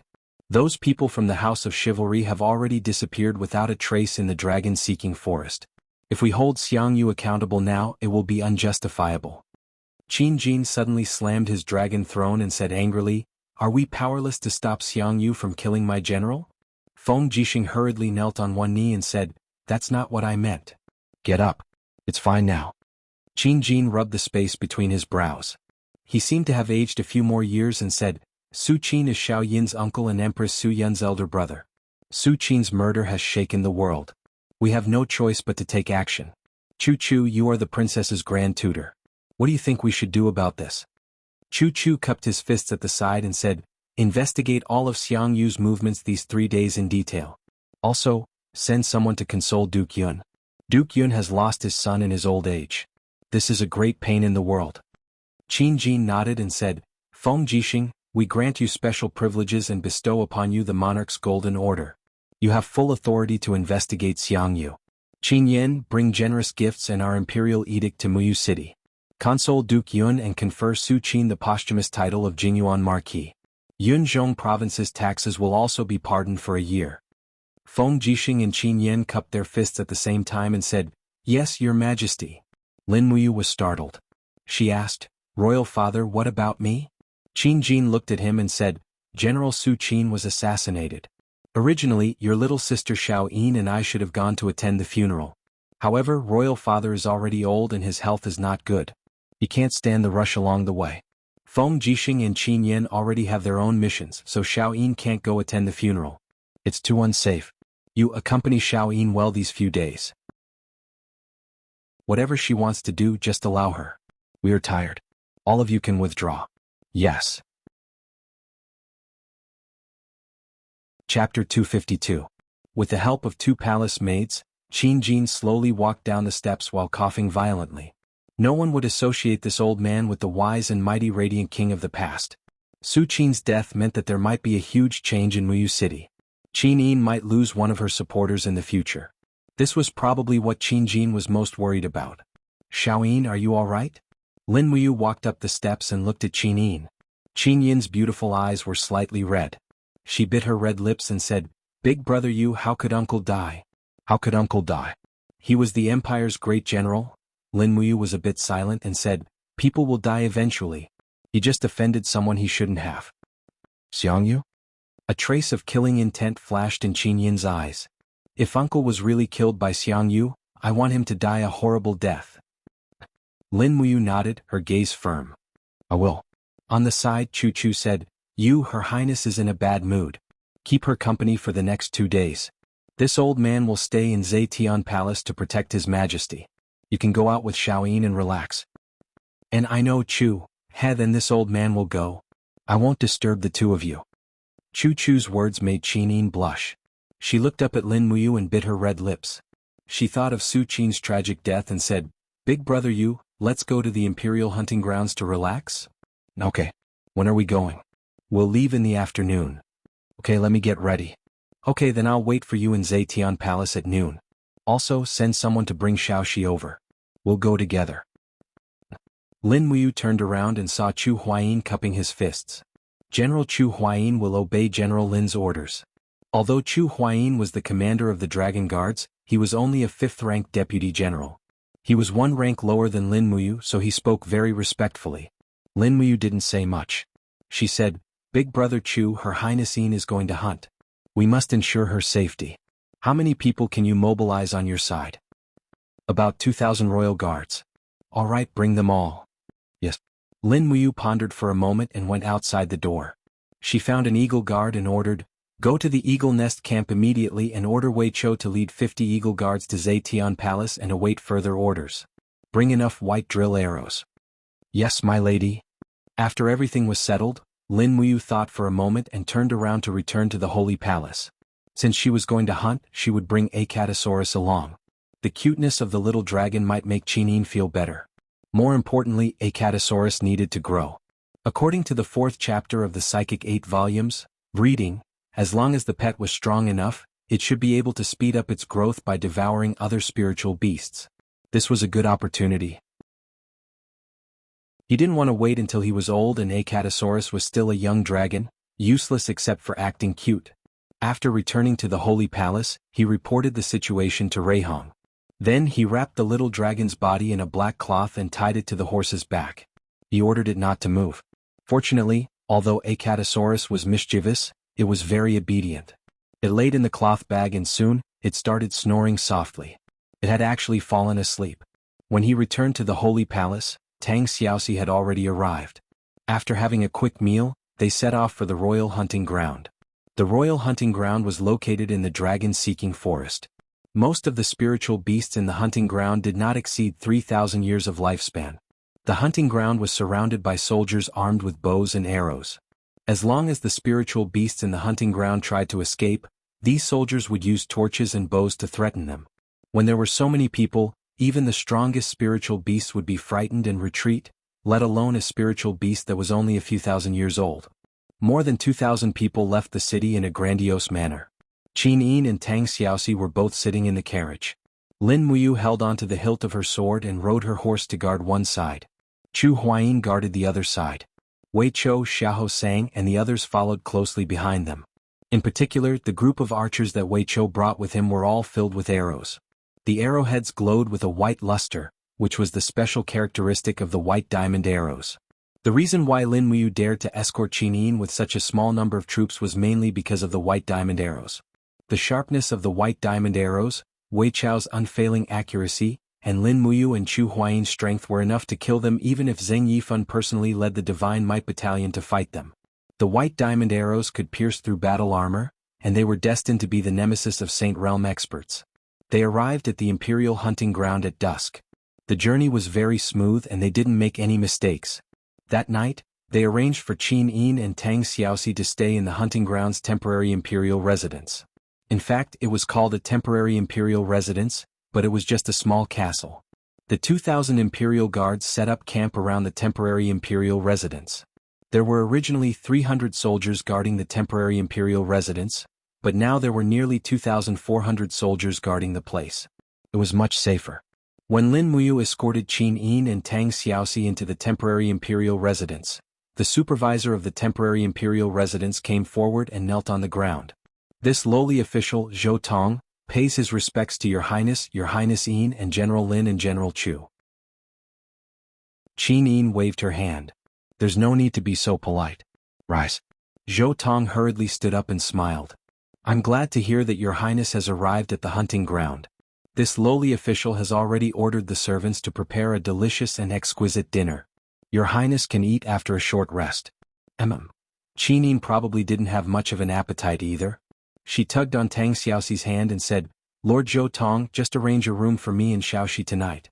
I will sleep with Xiaoxi. Yes, Your Highness. Chu Huayin, Wei Chou, and the others stood guard in the corridor. Lin Muyu carried a black bag on her back, which contained the sleeping little dragon. She followed Qin Yin and Tang Xiaoxi to the room, and arranged for the imperial guards along the way to ensure their safety. Qin Yin had a lot on her mind and didn't say much until they entered the room. Her pet, the golden crag swift wolf, kept staring at the bag on Lin Muyu's back and growled softly. However, every time the little dragon in the bag moved and stretched, the golden crag swift wolf would immediately whimper and retreat a few steps. It looked both angry and scared, and it was simply too cowardly. Little wolf, what's wrong? Qin Yin was a little confused. She furrowed her brows and said, Brother Yu, is there something in the bag on your back? Why does my little wolf look so scared? What is it? Tang Xiaoxi sat on the soft bed and smiled. Yes, Mo. Why are you acting so mysterious? Lin Muyu pursed her lips and stood on the edge of the wall with her arms crossed. She smiled and said, 2 days ago, I went to the Imperial Chamber of Commerce to participate in their auction for baby spiritual beasts. That's why I bought a dragon egg. Baby spiritual beast auction? Tang Xiaoxi pouted and said with a smile, that's just a trick. There are so many nobles in Lanyan City who keep spiritual beasts, but in the end the spiritual beasts either get lost, or they turn on their owners and are taken away by the inspection officers as supper. Mu, you're such a smart person. Why would you buy such a deceptive thing? Lin Muyu spread out her hands and said with a smile, but I really bought it, and the dragon egg hatched this morning. Ah, really? Tang Xiaoxi was shocked. Qin Yin also opened her small mouth, and a glimmer of light appeared in her pair of beautiful eyes. Brother Yu, you're not lying to me and Xiaoxi, are you? When have I ever lied to you? Lin Muyu smiled and said, Little dragon, come out and meet the two big sisters. Awoo! The Acatosaurus's distinctive cry came from the cloth bag. It struggled hard but still couldn't find the exit of the bag. All it could do was howl. Tang Xiaoxi chuckled. What on earth is it? Lin Muyu shook the bag and immediately a pet wrapped in red crystals fell on the carpet. The Acatosaurus howled and immediately turned around to hug Lin Muyu's leg with its claws. It seemed to be very scared, and its tail wrapped in red crystal scales was still sweeping on the carpet, looking scared and naughty. Qinyin couldn't help laughing. Wow, what a cute puppy. It's a holy dragon, not a puppy. Lin Muyu reached out to grab the Acatosaurus's tail, lifted it up and came to Qinyin and Tang Xiaoxi. She said with a smile, "Here, meet the two beauties of our Lanyan city. Don't be so shy." Who would have thought that the little dragon would suddenly burp and let out a satisfied sound? At the same time, it opened its mouth and spat out a small ball of flame with a hua sound. Its big eyes blinked as it looked at Qinyin and Tang Xiaoxi. Its little claws were waving wildly as if it wanted a hug. It was in girls' nature to like cute things. In an instant, Qinyin and Tang Xiaoxi's hearts seemed to melt. They took the Acatosaurus from Lin Muyu's hands and put it on Qinyin's lap. Qinyin also looked up and said reproachfully, "Brother Yu, if this is really the legendary holy dragon Acatosaurus, how can you raise it like a dog?" Lin Muyu laughed. "It's almost like a puppy." At this time, the Acatosaurus had already opened its front claws and hugged Qinyin's wrist. At the same time, it stuck out its tender tongue and licked Tang Xiaoxi's index finger. Its big eyes were wide open, looking at one beauty and then the other beauty, as if it was bursting with joy. "So cute," Qinyin said with a smile. "Brother Yu, let me play with it for a few days, okay?" "Sure." Lin Muyu crossed her arms in front of her chest and said with a smile, "I will accompany you and Xiaoxi for the next few days. You can play with it however you want, just don't break it. Alright, Xiaoyin, let Xiaoxi learn the art of psychic communication. In the future, when the opportunity arises, Xiaoxi will also be able to obtain a powerful spirit beast." Yes, I've already taught her." "That's good. Regarding this Acatosaurus, you must keep it a secret. If others find out, it might bring about a lot of trouble." "Got it. Alright, let's rest for a while and then we'll go eat." "Okay." Tang Xiaoxi said with a smile, "Have a good rest tonight. Tomorrow morning we'll bring this little dragon to go hunting." "Alright, it hasn't given it a name yet, right? Do you want me and Xiaoyin to give it a nice name?" "Okay, as long as you guys are happy." Lin Muyu didn't mind. Anyway, the main task this time was to accompany Qinyin out to relax. If the little dragon could make Qinyin happy, it didn't matter if it was named Wu Mengda. Chapter 253. The dinner was very sumptuous. The officials of the Summer Palace bought some game from the hunters in the surrounding villages. Firebird meat, thunderwolf meat, earth bear paw, thornbird, golden-scaled fish and so on were all available. The officials of the Summer Palace worked hard to please the future monarch. However, Qinyin's appetite was not very good. On the other hand, Lin Muyu, Chu Huaying, Wei Chou and the others ate a lot and drank a little wine. After all, everyone had a heavy responsibility. Tang Xiaoxi ordered the servants to bring some unfinished food to the room. Her purpose was naturally to feed the little dragon. Lin Muyu sat at the side and watched the two beauties of Lanyan City make the little dragon happy. She was very relaxed. The little dragon howled, kicked over the bowls and chopsticks, and threw itself on the ground to devour the bear paw, golden-scaled fish and other delicious food. Although this little guy was small, his appetite was really good. He had eaten at least 3 to 5 times his size for the whole day. This couldn't help but make Lin Muyu a little worried. She had seen the size of an adult Acatosaurus. It was about the size of a giant elephant. If it still maintained such an appetite, she was afraid that sooner or later, she would become poor because of this little guy. "Big brother Yu." Qinyin walked over and knelt on the ground. She put her arm on Lin Muyu's leg and said in a coquettish tone, "Let the little dragon sleep in our room tonight, okay?" "This." Lin Muyu said, "Are you sure that this little guy won't be discovered?" "Well, we won't let anyone in tonight." "That's good. I'll sleep next door. Just call me if you need anything." "Okay, tomorrow morning Xiaoxi and I will help the little guy think of a name." "Okay." Lin Muyu looked around. The golden rock swift wolf was curled up in the corner and whining. It was so cowardly. No wonder it fell out of favor. On the other hand, the Acatosaurus didn't seem to be afraid of people at all. It crawled on Tang Xiaoxi's legs and rubbed against Qinyin's slender legs. Even Lin Muyu was a little jealous. The golden rock swift wolf was naturally even more jealous. However, every time it tried to get close to Qinyin, the little dragon would quickly turn around and howl at it. The golden rock swift wolf immediately shrank back and trembled on the ground. The next morning I woke up early. When I arrived at Qinyin and Tang Xiaoxi's room, the two beauties were already dressed. Qinyin had changed into a luxurious leather armor that accentuated her curvaceous figure. She wore a deep blue princess cloak that was tied in front of her chest with a golden purple flower clasp. Tang Xiaoxi had changed into a snow-white robe that made her look even more beautiful. Today was the day of the hunt, and the two beauties were indeed very attractive. The little dragon was still sleeping soundly on the carpet beside the bed. Lin Muyu coughed and immediately stood up. It looked at Lin Muyu with wide eyes as if waiting for orders. "Have you thought of a name?" Lin Muyu asked with a smile. "Yes, I have." Qin Yi nodded seriously and said, "The little guy's scarlet scales are sparkling and translucent. It looks like an apple in the dragon-seeking forest in autumn, so Xiao Shi and I agreed that we should name it Little Apple. Don't you think this name is very appropriate?" Lin Muyu shuddered all over. Little Apple. Suddenly, the scene of many aunties dancing in the square appeared in his mind. It was so different from the scene in front of him. Moreover, once the little dragon grew up, it was full of majesty, the holy dragon Acatosaurus. That kind of arrogance, and the name, Little Apple. Wouldn't it laugh in battle? "What's wrong, are you not satisfied?" Qin Yi stepped forward to take his hand and said, "If you are not satisfied, Xiao Shi and I will continue to think of a better name." Lin Muyu hurriedly shook her head. "No, I am very satisfied. This name is simply tailor-made for it. I don't need to say anything else. Xiao Yin and Xiao Shi are really smart. Such a unique and reasonable name was actually thought of by you too. I'm very impressed." Qin Yin glanced at him and chuckled.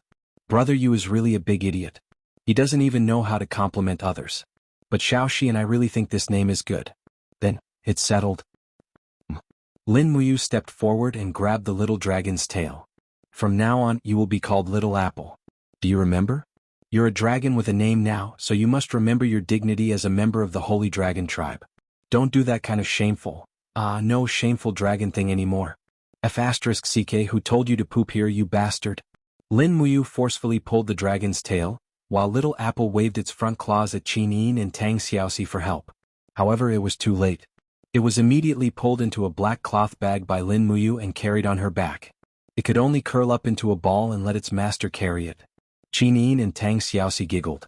At this moment, the haze that Qin Yin brought about by Su Qin's death was finally swept away. In fact, although Su Qin was Qin Yin's uncle after all, they had not seen each other for too many years. Their feelings for each other had long faded, so they forgot each other relatively quickly. It was not that Qin Yin was fickle, it was just that things in the world were like this. Early in the morning, after a simple breakfast, the first day of hunting began. Under Chu Huayin's orders, 2,000 imperial guards spread out and surrounded the entire hunting ground. Wei Chou, Xiahou Sang, and the other eagle guards patrolled around with longbows in hand, preventing anyone from entering the hunting ground. The real hunting was carried out by Lin Muyu, Qin Yin, and Tang Xiaoxi. The others were actually just companions as long as they could make the princess happy. The 3 war horses entered the forest, and the imperial guards and imperial guards behind them also spread out far away. Lin Muyu extended her spiritual sense and did not find any powerful enemies within a 10-mile radius. However, there were many spirit beasts in the hunting ground, and some of their auras were actually quite strong. Qin Yin held a carved jade bow and said with a smile, "Brother Yu, Xiao Shi, let's compete to see who can shoot more prey. How about it?" "Sure." Tang Xiaoxi held her longbow and said with a smile, "My archery skills were personally taught to me by my grandfather." Lin Muyu felt a little awkward. Although he had learned archery from Wei Chou for a few days, he really couldn't use it. He could only follow the 2 beauties in the forest without saying a word. In the distance, a group of 200-year-old wolves were fleeing. These wolves had already been alerted by the Imperial Guards, so how would they take the initiative to attack humans? Furthermore, spirit beasts weren't stupid. The wolves could feel the auras of Lin Muyu, Qin Yin, and Tang Xiaoxi, so they naturally wouldn't come to their deaths. Qin Yin quickly galloped forward and quickly pulled out an arrow. With a whoosh, the arrow left the bowstring. In the next moment, a 120-year-old wolf fell to the ground and died. Tang Xiaoxi also drew her bow, and another wolf fell to the ground. Lin Muyu's heart sank. He hurriedly stopped his horse and shot. The arrow flew out and sank into a tree. "Hee," Qin Yin smiled extremely sweetly, "Brother Yu, call me master and Xiao Yin will teach you archery." Without saying a word, Lin Muyu raised his hand and a little magic sonar knife flew out. The wolf that seemed to be mocking him fell to the ground. 2 seconds later, the little magic sonar knife returned from its invisible state to his palm. Qin Yin pouted, "Shameless." Tang Xiaoxi held back her laughter. Lin Muyu said, "It's a hunt. As long as we can kill, we don't have to care about anything else." However, at this moment Xiaopingwa suddenly crawled out of the sack and landed on the ground. Like a rabbit, he dashed towards the corpse of the swift wolf that Lin Muyu had killed. It was a 200-year-old swift wolf. Xiaopingwa opened his mouth and bit down on the neck of the swift wolf's corpse, and began to gulp it down. Qin Yin's mouth opened wide. Xiaopingwa actually ate it raw, yes. Lin Muyu urged his horse forward, only to find that Xiaopingwa had quickly swallowed a small part of the wolf's corpse. At the same time, it had also swallowed the beast spirit of the 200-year-old wolf. Tang Xiaoxi was slightly surprised. After dismounting, she picked up Xiaopingwa and wiped the blood off the corner of his mouth. Mu Xiaoyin looked at Xiaopingwa's forehead. There are 2 gray lines on the scales. What's going on? Qin Yin was stunned and said in a low voice, "This is the sign of a 20-year-old beast. This Acatosaurus can increase its own cultivation by quickly devouring the beast spirit of other beasts." Lin Muyu was also stunned and she could not help but feel happy. That's great. Let it devour more beast spirits. Who knows, it might be able to speed up its growth. Xiaoyin, in the history of the empire were there dragon knights? Yes. Qin Yin nodded seriously. The founding general Luo Tonghai was a dragon knight, but he rode a black-scale dragon, which was not part of the Holy Dragon clan. However, the fact that Luo Tonghai was able to ride a dragon with his cultivation alone is already a legend. Lin Muyu clenched her fist confidently and smiled, "Then I might be another dragon knight." Tang Xiaoxi laughed, "You want to ride Xiaopingwa?" "Yes, can't I?" "Sure, just don't crush it to death." Gosh. They continued hunting and soon Qin Yin killed a 300-year-old bramble bear. She ordered her golden rock swift wolf to devour the beast spirit. Although the golden rock swift wolf was fierce, it seemed to be afraid of Xiaopingwa.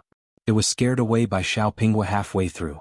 After scaring away the golden rock swift wolf, Xiaopingwa immediately began to eat.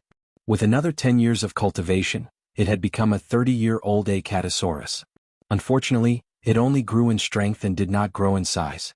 It still looked so small. Soon, when Lin Muyu killed a 1,200-year-old swift wolf, she ordered Xiaopingwa to devour the beast spirit. In the end, Xiaopingwa actually circled the swift wolf's corpse 7 or 8 times before kneeling in front of Lin Muyu. It squinted its eyes and looked very unhappy. "What's going on?" Lin Muyu was a little puzzled.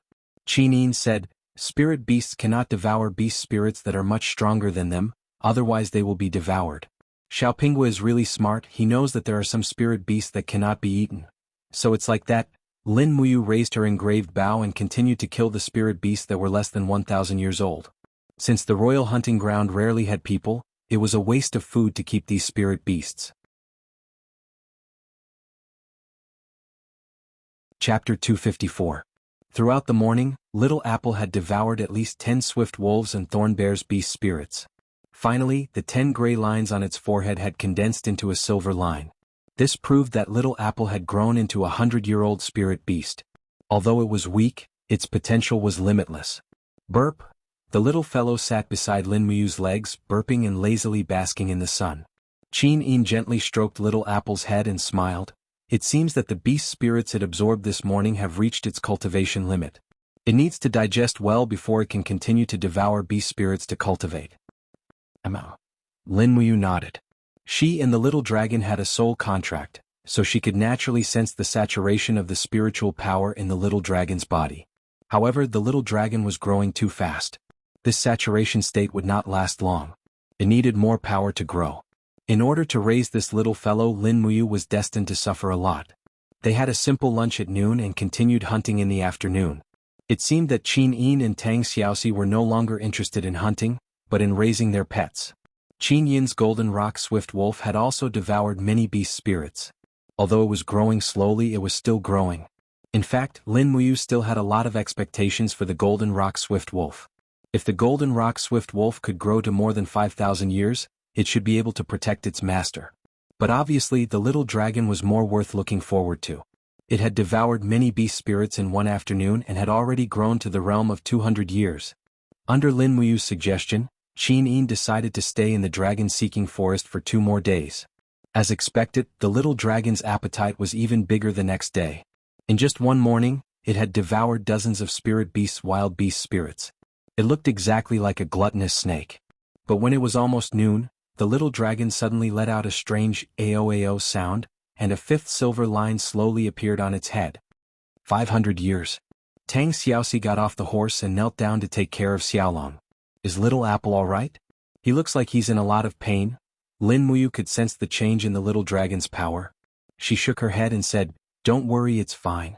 It's just that its body is full of spiritual power. It seems like it needs to release." "Really?" Tang Xiaoxi asked in surprise. "How does it release it?" This. Lin Muyu couldn't explain it clearly. However, at this moment, the cries of the little dragon suddenly became even more mournful. It raised its head high and even its fangs extended. Flames slowly rose from its mouth, and its body also began to change. It seemed to be growing and its body became more muscular. The red crystal scales all over its body also became larger, reflecting an extremely bright luster under the sunlight. Hum. Suddenly the little dragon raised its tail and released 2 whiffs of foul air. It was extremely smelly. Qin Yin and Tang Xiaoxi hurriedly took a few steps back. Their beautiful faces paled. "Little Apple, it's..." Lin Muyu chuckled. "That's right. Farting is how it releases its energy. Perhaps there are too many impurities in the wild beast souls it devoured, so it's releasing them in this way." Of course, Lin Muyu knew that the Acatosaurus in front of her was not just simply farting. It was undergoing its first draconic transformation. That's right, it was a necessary step for a young dragon to evolve into an adult dragon. In less than 10 minutes, the little dragon's body had doubled in size. It already looked like a large dog. At the same time, its 4 claws had become particularly strong, and the claws looked as sharp as a knife. Under the soul contract, Lin Muyu could feel the changes in the little dragon's heart.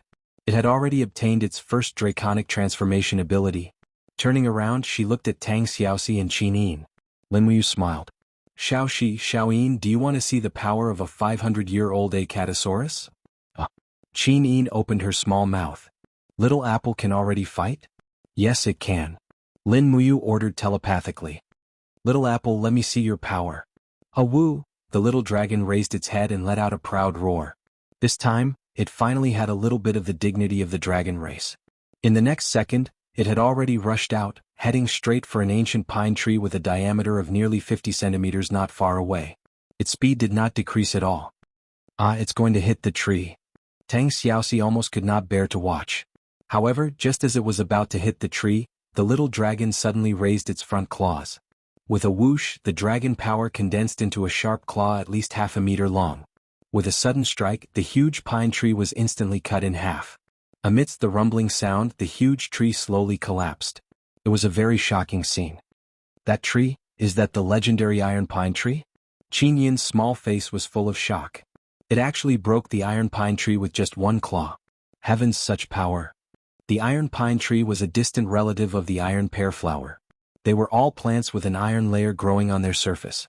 They were indestructible and even swords could not penetrate them. However, an Acatosaurus's attack had easily cut it in half. Lin Muyu knew that she could do it easily with the dragon spirit sword. However, this Acatosaurus was only 500 years old. A 500-year-old spiritual beast could not possibly cut the iron pine tree. Woo! The little dragon wagged its tail and ran back to Lin Muyu, asking for credit. Lin Muyu patted its head and said with a smile, "Not bad, not bad. It's only the first time you've transformed into a dragon and you already have such strength. You really don't disappoint me." In the game Conquer, as an Einherjar, Lin Muyu owned an Acatosaurus. The Acatosaurus in the game was exactly the same as the little dragon in front of her. Even their abilities were the same. The ability obtained from the first dragon transformation was called Phantom Claw. It could transform into a dragon's claw to attack its target. The legendary Acatosaurus had sharp teeth and claws. However, the little apple was getting bigger and bigger. This made Lin Muyu a little worried. She could not possibly bring such a big guy around in the future, could she? After that, the little dragon did not eat anything. After its first dragon transformation, it needed a long period of rest. Otherwise, its body would not be able to withstand such a strong power. Back in her room in the palace, Lin Muyu was still unhappy. She was worried about the little dragon's future size. At this moment, the voice of the 7 luminaries demon emperor came from her high again. "Lin Ruoji, let's make a deal. How about it?" "Oh, what deal do I have with you?" Lin Muyu said. The 7 luminaries demon emperor laughed. "In your world you are the son of a business tycoon. Don't you understand the principle of mutual benefit? You help me with something and I will help you with something. How about that? Then tell me, what can you help me with? Lin Muyu asked. The 7 luminaries demon emperor smiled. Do you know about breaking through the void? Breaking through the void. Lin Muyu shook her head in surprise. I don't know. The 7 luminaries demon emperor's tone was full of disdain. You are indeed a weak fool. Let me tell you, your current cultivation is the heavenly state. The next step is the holy state. However, the holy state is just a small stop in the process of cultivation. The ultimate goal of cultivation is to live forever. If you want to have eternal life, step into the godly state, refine your soul, and get rid of your mortal body. This is the direction you are pursuing. And then? Every cultivator who steps into the first heaven of the godly state will automatically understand the power of breaking through the void. Only by mastering the power of breaking through the void can you break through the laws of space. This also means that after stepping into the godly state, you can perform a short-distance space jump and use your divine power to forcefully open a crack in space. As long as you do me a favor, I can teach you in advance the power of breaking through the void that only gods have. As long as you master the basics of breaking through the void, you will naturally be able to open a crack in space for your Acatosaurus, allowing it to live in a different space. When you need it, you can summon it back to the Shattered Cauldron realm where you are. There's such a good thing? Lin Muyu's heart skipped a beat. Then what you want me to do for you, it must not be something good, right? Tell me about it first. The 7 luminaries demon emperor laughed. No, it's actually very simple. I just hope that you can open the second realm of the Sea of Will, so that I can cultivate in the second realm of the Sea of Will and enjoy the rest of my life. Cultivate in the Sea of Will? Lin Muyu was shocked. Yes, that's right. The 7 brilliance demon monarch said with a hint of pride. The truth is, everyone's EC contains an endless amount of energy. You just need to open up the second layer of your EC for me, and I'll be able to plant a field with the spiritual root in my EC. Otherwise, I'll be bored to death doing nothing all day. Lin Muyu couldn't help but laugh. 7 luminaries demon emperor, do you think I'm a monkey? No matter how stupid I am, I can guess that you want to use the energy derived from the spirit fields to enrich your spiritual energy and use it to counterattack me. Isn't that right? The 7 luminaries demon emperor laughed loudly. You're indeed not stupid, but you have that damn cauldron. It's enough to contend against this emperor's 7th luminary's profound energy. What are you worried about? I'm not worried. Lin Muyu regained her composure. She smiled faintly. Deal. This time, it was the 7 luminaries demon emperor who was shocked. Brat, are you crazy? You dare to make a deal with me like this? What's there to be afraid of? I need the power to shatter the void. Good, haha, you've got guts. This emperor likes idiots who aren't afraid of death like you. Come, in the next few days I will teach you the essentials of shattering the void. However, your body can't withstand the mighty distortion of space, so you can only learn a little. You can use it to transport Acatosaurus, but forget about your own body. It will be torn to pieces by the power of the plane. Got it? Sitting upright on the bed, she opened the second layer of her Sea of Will. The 7 luminaries demon emperor's profound energy quickly occupied this layer. Spiritual roots were planted in the Sea of Will and grew rapidly. At the same time, the 7 luminaries demon emperor's soul also gifted a large amount of energy to Lin Muyu. In an instant, a strong force surged into her brain. Lin Muyu let out a muffled groan and fainted on the bed. Chapter 255. By the time she woke up, it was already nightfall. Lin Muyu shook her head vigorously. She still felt that her mind was a little sluggish, but she could clearly feel a very mysterious power surging in her body. She stood up.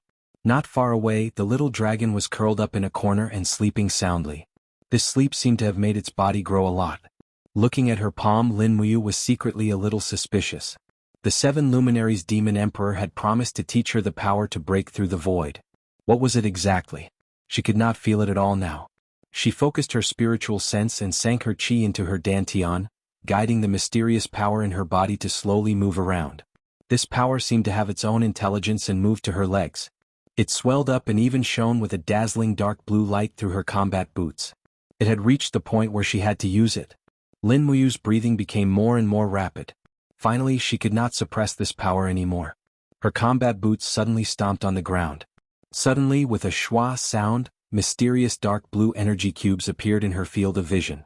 The cubes bloomed one by one as if she could reach out and touch them. With her as the axis, they spread out in 3 directions. Lin Muyu was dumbfounded.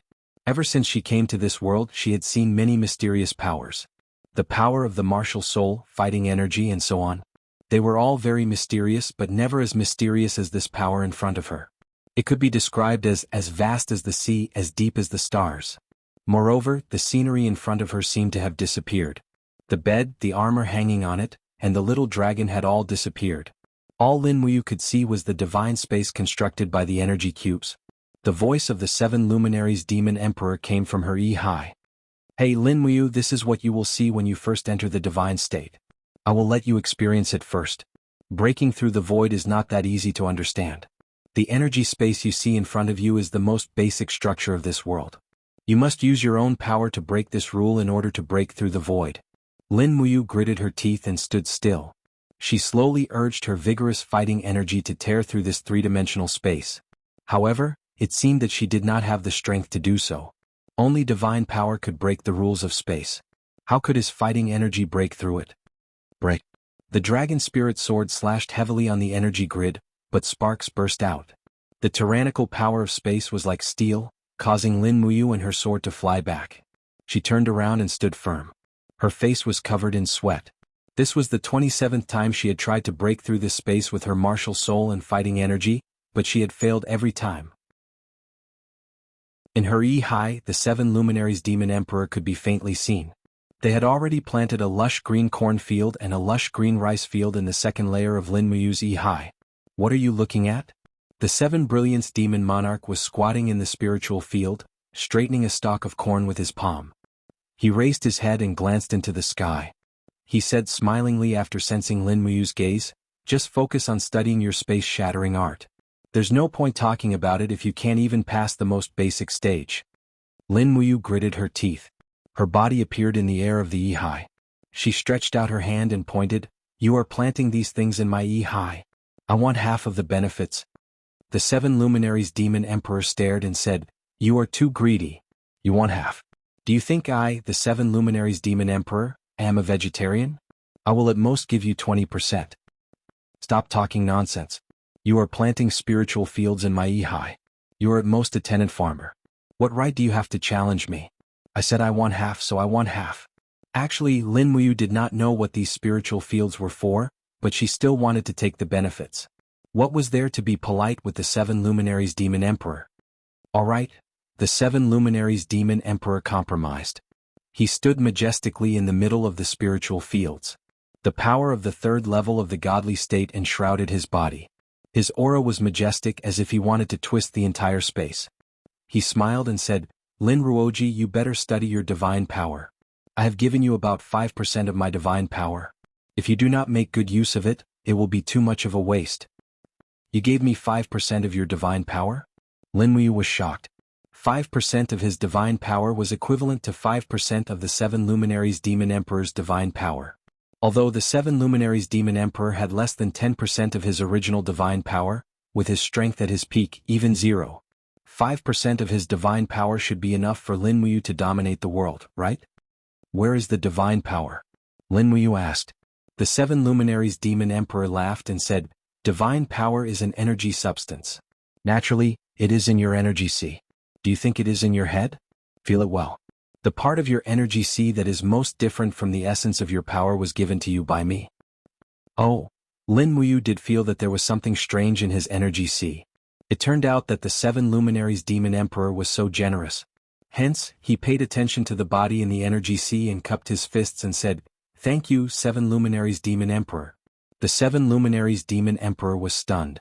He never knew that this kid could be so courteous. In the past, when he saw him, he would shout and kill him. At this moment, the 7 luminaries demon emperor was speechless. When he wanted to speak, he looked up and saw that Lin Muyu's spiritual sense had already flown out of his high. Hong hong hong. In her chi sea, streams of battle energy were extremely vigorous, surging like raging waves. Lin Muyu tried her best to circulate her battle energy, trying to find that strange divine power. After about 10 minutes, she finally found a ray of golden light in the midst of the waves in her chi sea.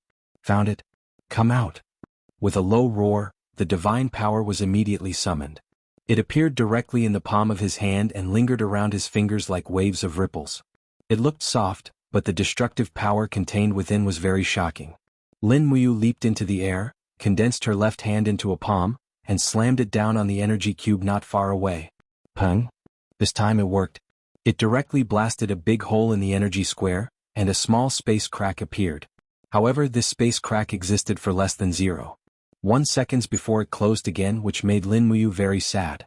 The 7 luminaries' demon emperor's arrogant laughter came from the E-High. Lin Muyu, you idiot, divine power is not used like this. Lin Muyu frowned.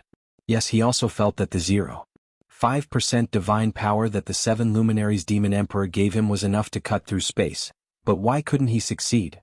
At this moment, Tang Xiaoxi's voice came from outside. Mu, it's time for dinner. Come out quickly. He was slightly startled and hurriedly said, Xiaoxi, I'm cultivating. I won't be eating. Help me get some meat and put it in your room. When I'm done cultivating, I'll go to your room. And okay. The sound of footsteps could be heard. Tang Xiaoxi and Qinin had gone far away. Lin Muyu continued to concentrate on his cultivation, but this time he was not in a hurry to cut through space. Instead, he sat cross-legged on the axis where he was. His spiritual sense slowly spread out, feeling the mysteries of this space. After a few hours, he suddenly remembered that his position was the axis of space, and the directions of the energy squares were in the X, Y, and Z axis. This was not some divine power cutting through space at all, but clearly a dimensional space. Dimension. That's right, this was it. Although Lin Muyu was the king of games, his results were not bad. He was also very knowledgeable in astrophysics. The space that people were in was a 3-dimensional space, but if the void shattering really existed, it would be equivalent to destroying this 3-dimensional space. But how could one surpass the 3 dimensions of the 3-dimensional space? Perhaps, it would require the power of the 4th dimension. From the beginning, the 7 luminaries' demon emperor did not really teach him how to step through the void shattering. Instead, he gave him a concept for himself to explore. The so-called power of the void shattering, in other words, was the power of a godly state expert transformed into the 4th dimension. That's right, it was the power of the 4th dimension. Lin Muyu was suddenly ecstatic. He had found the trick. As long as the speed of his attack exceeded the speed of light and reached the definition of the power of the 4th dimension, he would be able to break the laws of space and cut a hole in the existing space. That's right, that's it. He suddenly stood up. This time he did not accumulate the divine power in his palms, but in the soles of his feet. He released his spiritual sense, and the power of the virtual body moved quickly in the 3-dimensional space, running all the way to the north of the dragon-seeking forest. With the divine power added to the fallen star steps, his speed was a little shocking, getting faster and faster, approaching the speed of light. Ah! Lin Muyu could not help but wail. Moving at the speed of light constantly burned his spiritual sense, and at the same time, brought unimaginable pain to his body. Now, the 7 luminaries' demon emperor suddenly shouted in the sea. Lin Muyu understood. His spiritual sense, which was thousands of miles away, suddenly struck out with his palm. Bang! Amidst the shocking sound, the flames in the forest north of 7 Seas City exploded, and a huge space crack with a radius of about 2 meters appeared in the forest. Not far away, a few cloud deer called out and pricked up their ears, looking very surprised. When Lin Muyu withdrew his power, the space crack also closed naturally. Ah! He let out a light breath and sat on the ground softly. The 7 luminaries' demon emperor smiled and said, I didn't expect you to really understand the profound meaning of the power to break through the void. You really did not let me down. However, so what if you open the space crack thousands of miles away? I can break through the space 1 meter in front of me. You are still far from it. Lin Muyu could not help but laugh. 7 luminaries' demon emperor, I know this is very difficult, but I will work hard. Also, this so-called power to break through the void. In fact, in my world it is called the 4-dimensional power. As long as the attack speed reaches the speed of light, it can achieve the effect of breaking through space. In this aspect, I'm afraid there is a person called Einstein who has studied it more thoroughly than you. The 7 luminaries' demon emperor was stunned and was speechless again. Lin Muyu rested for a short while and continued to cultivate. What he needed to do was to raise the speed of his spiritual sense to the speed of light in the shortest time possible. It would be best if he could reach the speed of light within 10 meters, and he could only do this with his spiritual sense. As for his physical body, just like what the 7 luminaries' demon emperor said, he was immortal and could not withstand the impact of such speed friction. Chapter 256. It wasn't until the latter half of the night that Lin Muyu's spiritual sense and divine power finally became more compatible. She was able to create a spatial crack 10 miles away, but it was still too far away. She couldn't possibly let Xiaolong find the spatial crack 10 miles away and enter it, right? At this moment, she was exhausted and didn't have enough physical strength to support her cultivation. She went out and went to the next door. She knocked on the door and asked, "Xiaoyin Xiaoxi, are you asleep?" Creak. The door opened. Tang Xiaoxi was only wearing pajamas. She rubbed her eyes and said, "Why did Mu cultivate so late?" "Crazy. Xiaoyin is asleep. The food I brought for you is on the table." "Okay, thank you." Lin Muyu smiled and walked over. When she turned around, she realized that Qin Yin had indeed fallen asleep. The moonlight shone on her beautiful face, giving off a bright glow. She was sleeping very peacefully and was extremely charming. The food was placed in a golden cauldron. Lin Muyu picked it up and whispered, "I'll go back to my room to eat. Xiaoxi, you should also go to bed early and rest well. Are we going back to Lanyan City tomorrow?" "Yes." Tang Xiaoxi nodded and said with a smile, "We've been out for almost 3 days. His Majesty sent someone to visit Xiaoyin and said that he misses her very much, so Xiaoyin decided to leave tomorrow. Will this affect Xiaoyin's cultivation?" "It won't." Lin Muyu shook her head and said, "Xiaolong has absorbed too much spiritual power. He needs to digest it for a period of time to grow, so there's no need to be too anxious." "Okay." Lin Muyu carried the golden pot out of the door and looked back at Tang Xiaoxi with a smile. "Sleep early. Good night." "Okay, Mu. Good night."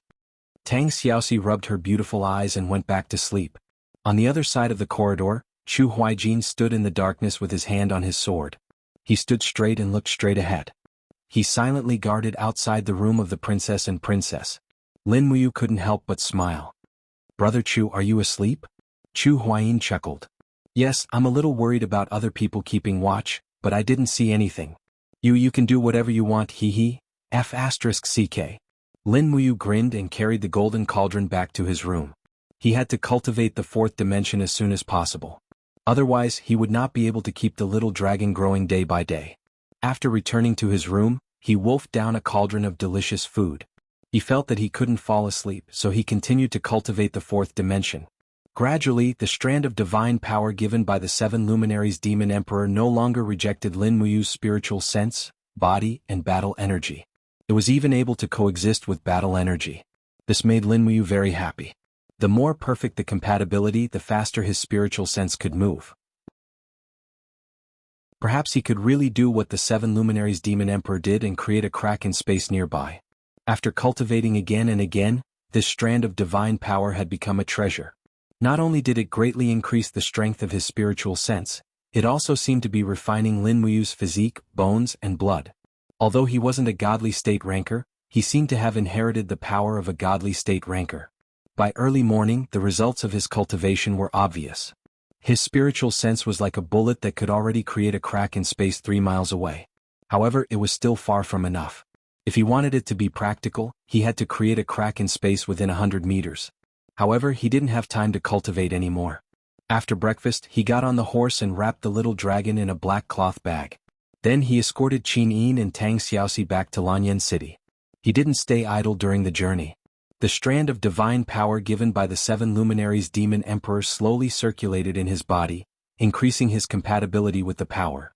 Lin Muyu secretly felt that it was a pity that the 7 luminaries Demon Emperor wasn't one of them. Otherwise, if he gave her more divine power, she might be able to ascend to become a god while she was still alive. The 7 brilliance demon monarch in Lin Muyu's will see swiftly read his thoughts. He could not help but burst out laughing. "Lin Muyu, don't even think about it. My talents are unparalleled. I don't mind giving you more god force, but your flesh and soul can only endure this much god force. If I give you more, it will only destroy you and you will die from the backlash of the god force." Lin Muyu's expression changed drastically. Lin Muyu nodded. His spiritual sense entered his high and said, "I have seen a battle between gods. It was the battle between you and Qin Yi and the others in the 17th level of purgatory. Therefore, I know my own limits and have a certain amount of respect for gods." The 7 luminaries Demon Emperor's eyes widened. He pointed at the spiritual field behind him and scolded, "After I accidentally entered your high, have you ever respected me at all? Damn, hypocrite." Lin Muyu couldn't help but laugh awkwardly. "Ah, that's all a misunderstanding. Who asked you to only think about taking over my body all day? If there was such a person living in your body, you wouldn't be able to respect me. Humph, at least you know what's good for you. The Seven Brilliance Demon Monarch said with a calm smile. However, the truth isn't what you think it is. The battle between me and Qin Yi and the other martial god realm experts did not happen a few months ago, but 200 years ago. What? 200 years ago? Lin Muyu was dumbfounded. How is that possible? If it was a battle that happened 200 years ago, how could I have seen it? I'm only in my 20s. Haha, that's why I said your knowledge is too shallow. The Seven Luminaries Demon Emperor laughed loudly. Qin Yi, that old bastard, is full of schemes and schemes. He can be considered a hero of his generation. He had long cultivated to the 3rd level of God state and became a true God Emperor. Therefore he used the God Emperor's battle samsara power to reverse time and lured me into the 17th level of purgatory. Therefore, although you saw that battle, it had already ended 200 years ago. It was just that you entered a space-time gap, so you were lucky enough to obtain a tiny bit of this Emperor's 7 luminaries' profound energy. Battle samsara? Lin Muyu was dumbfounded. She muttered, Demon Emperor, you're saying, a God Emperor at the 3rd level of God state can use his divine power to reverse time? Yes. The 7 luminaries Demon Emperor said faintly, but this power cannot change the course of history. However, it seems like you are an exception. You entered a space-time gap 200 years ago and actually managed to come to the plane 200 years later. Forget it, this is probably fate. If it wasn't for you, this Emperor's soul would have been scattered 200 years ago and I would have perished together with that old bastard Qin Yi. As he said that, the 7 luminaries Demon Emperor sat down on the cornfield and laughed happily. To think that even now that old bastard Qin Yi has already perished, yet this Emperor can still plant spiritual fields here. Haha, this is the difference between strength and luck. Humph, that scheming villain Qin Yi is destined to not be as happy as this Emperor. Lin Muyu's face was filled with contempt. However, the 7 luminaries Demon Emperor's words were too shocking. She had actually experienced a war that ended 200 years ago and brought the soul of the 7 luminaries Demon Emperor 200 years into the future. This was indeed an opportunity. Thinking about it carefully, if it wasn't for the 7 luminaries Demon Emperor's help, she would probably have become a pile of desolate bones under the iron hooves of this world. At this moment, the first cornfield in the spiritual field had ripened. The 7 luminaries Demon Emperor let out a low roar and began to absorb the spiritual energy of the crops in the spiritual field. In the blink of an eye, the stalks of corn shriveled up. The rich spiritual energy continuously surged into the 7 luminaries Demon Emperor's body, causing his damaged soul to rapidly recover. At this rate, within half a year, the 7 luminaries Demon Emperor's soul would probably recover completely. At that time, how would Lin Muyu be able to control him? As if he could see through Lin Muyu's thoughts, the 7 luminaries Demon Emperor raised his head and smiled. Don't worry, this Emperor's goal is to trample the God realm. I won't fight with a weakling like you for this human continent, nor will I kill you. As long as I find a suitable body in the future, you just need to help me a little. Open your Ihai and let me go. Lin Muyu curled her lips. As if I'd believe you. You said you would give me half of the spiritual field, so I want the other half of the cornfield. Okay. At this moment, Lin Muyu's spiritual sense entered his Ihai and condensed his primordial spirit body. With a leap, he landed in the cornfield, broke off a stalk of corn and sniffed it. There was a fragrant smell, and more importantly, it contained supreme spiritual energy. Lin Muyu didn't care that much and took a bite. The corn juice immediately splashed out. So fragrant. As he chewed, spiritual energy continuously surged into his body, replenishing the battle energy that he had lost during cultivation. This was indeed good stuff. The 7 luminaries Demon Emperor was indeed a qualified tenant farmer. Thus, after eating half of the spiritual corn, Lin Muyu's physical strength and battle energy had almost recovered to the peak. He sat on the horse and closed his eyes as he walked. The Forging Dragon Bone manual circulated in his body. He had to become stronger. Only by becoming stronger could he survive, reach the God realm, and obtain the power of reincarnation. Time would flow back. No matter how long it took, he could return to the real world, see his young father and brother, and live the life he wanted. They arrived at Zetian Palace in the afternoon and ordered Wei Chou, Xiahou Sang, and the others to return to Eagle Nest Mountain. Lin Muyu entered the palace and went to see the emperor with Qin Yin, Tang Xiaoxi and Chu Huaying. After not seeing them for 3 days, Qin Jin's complexion seemed to have improved a little. However, he still looked old. As he watched Qin Yin and the others enter the main hall, he could not help but reveal an expression of relief. He said, "Little Yin, how have you been in the hunting grounds these past few days?" Qin Yin smiled. "I've been very happy." "Ha, as long as you're happy." Qin Yin walked up to Qin Jin and gently massaged his shoulders. She asked with a smile, "Father, how is the investigation on Xiang Yu going?" Qin Jin narrowed his eyes and said, "On the day of General Su Qin's assassination, Xiang Yu wasn't present, so he can't escape responsibility. However, he denies it and refuses to plead guilty. Commander Feng Jixing is currently interrogating him." "What if he refuses to plead guilty?" Qin Yin asked. Qin Jin gritted his teeth and said calmly, "Even if Xiang Yu didn't personally assassinate General Su Qin in the Dragon Search Forest, it must have been done by someone he entrusted. Moreover, Xiang Yu is the descendant of the war god Xiang Wenyan and has been arrogant in the imperial capital for a long time. I plan to remove Xiang Yu from his position as the commander of the military police and exile him to Tongtian province. What do you think, Xiaoyin?" Qin Yin gently waved her hand and said with a smile, "Father is wise. I heard that Xiang Yu and Jin Yifan are very close in private. Keeping him alive would be a threat to the emperor, so exiling him would be the best choice. However, the commander-in-chief of the military police is very important. Does father have a candidate in mind?" Chapter 257. Qin Jin's gaze fell on the two people at the foot of the throne. Lin Muyu and Chu Huayin were indeed the best of the best. Their loyalty and strength were not a problem, and both of them could intimidate the military police battalion, so they were not uncontrollable. As long as Xiang Yu left, the military police battalion would be without a leader. After removing a few Kiliarchs and reappointing new Kiliarchs, this army would actually have a change of ownership. As if seeing through Qin Jin's thoughts, Lin Muyu smiled helplessly and cupped her fists. "Imperial Father, I really don't have the strength. Chief Deacon Lei Hong has already appointed me as the new deacon of the Holy Cathedral. Coupled with my duties in the Eagle Nest camp, I'm afraid I can't take up an important position in the military police battalion. Imperial Father, please find another capable person." Qin Jin stroked his beard and said with a smile, "All right then, Ayu doesn't need to be the commander, but the position of the commander of the military police battalion is just as Little Yin said, it's very important, and it must be someone I rely on." Tang Xiaoxi smiled. "Your Majesty, do you trust and rely on Xiaoxi?" Qin Jin couldn't help but laugh. "Xiaoxi is a girl. The military police battalion is full of uncouth men. It's really not suitable. Chu Huayin, I ask you, are you willing to be the commander of the military police battalion?"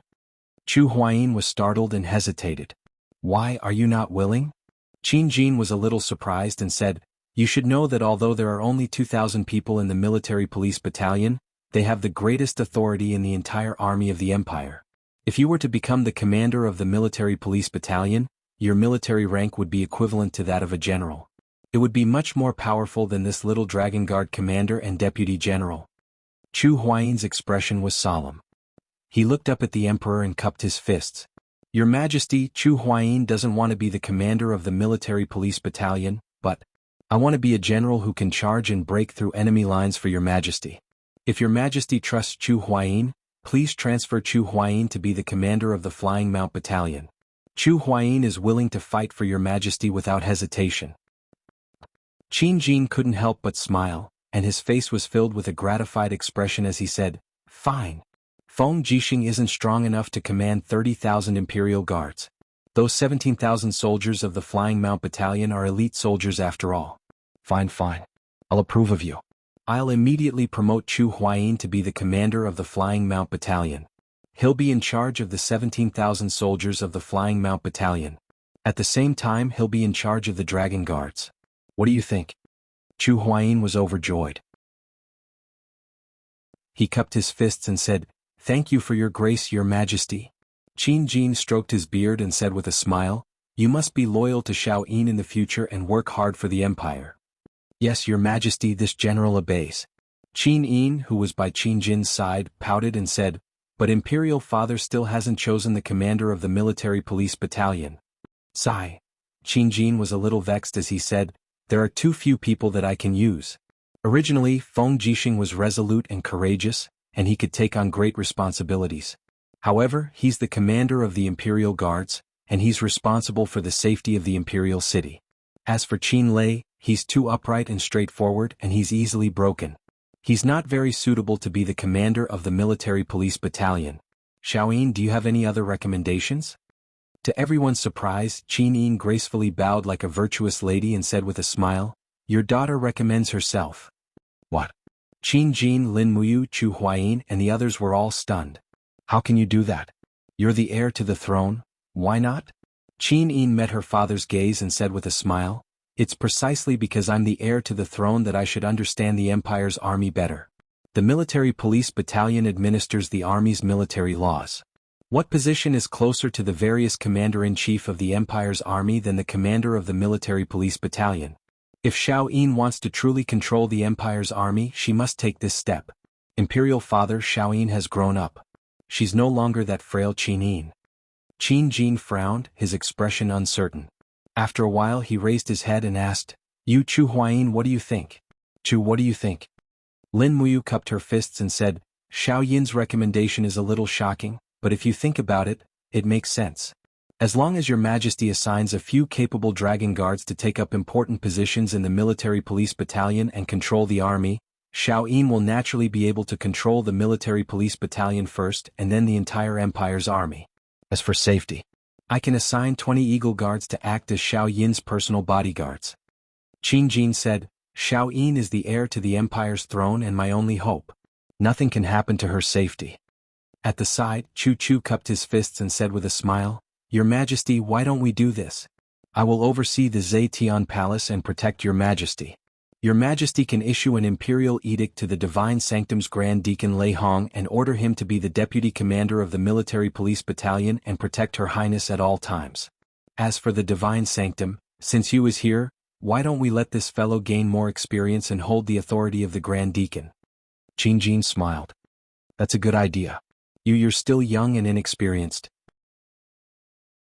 Imperial Father can't promote you to be the Divine Sanctum's Grand Deacon. Are you willing to hold the authority of the Grand Deacon as a deacon?"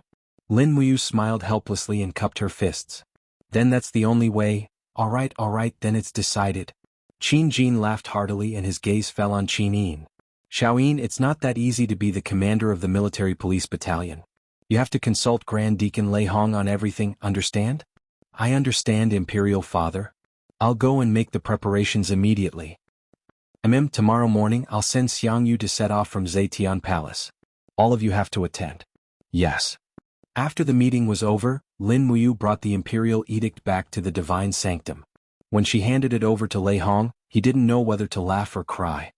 "To think that I actually became a deputy commander at such an old age. I, Lei Hong, have always been indifferent to fame and fortune and was unwilling to accept any military position. But now I've become a deputy commander." Lin Muyu chuckled. "Grand Deacon, your mission is only to accompany and protect Her Highness Yin. As for the position of deputy commander, it's just an empty title. You should understand very well." Lei Hong placed the imperial edict aside and looked deeply at Lin Muyu. The imperial edict mentioned that you'll temporarily hold all the authority of the Grand Deacon. In the future, all the matters of the Divine Sanctum will be handed over to you." Lin Muyu replied respectfully, I'll definitely be careful and won't let you down." "All right, I'll set off in the afternoon." Lei Hong glanced at Guyang, who was not far away, and said, "Deacon Guyang, when I'm not around, you have to listen to Deacon Lin and assist her wholeheartedly.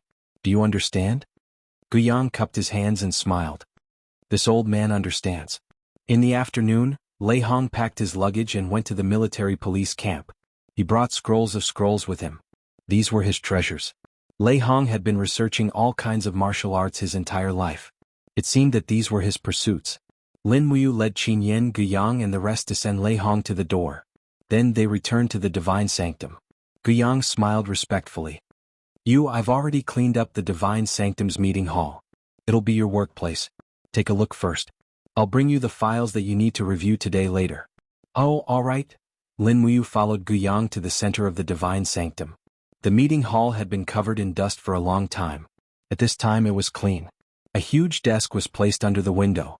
On top of the desk, there was a pendulum inlaid with the Divine Sanctum's emblem. Lin Muyu sat behind the desk. She actually felt a little satisfaction in her heart. She had never used such a huge desk before. The treatment of a Grand Deacon was indeed different, even though she was just a temporary Grand Deacon. 2 Divine Sanctum guards stood in front of the door. There was also a 40-year-old servant called Jin Sang. However, Lin Muyu usually called him Uncle Jin. "Deacon Lin, would you like black tea or green tea in the afternoon?" Jin Sang asked respectfully. Lin Muyu raised her head and looked at him. She smiled. "A cup of green tea. Thank you, Uncle Jin."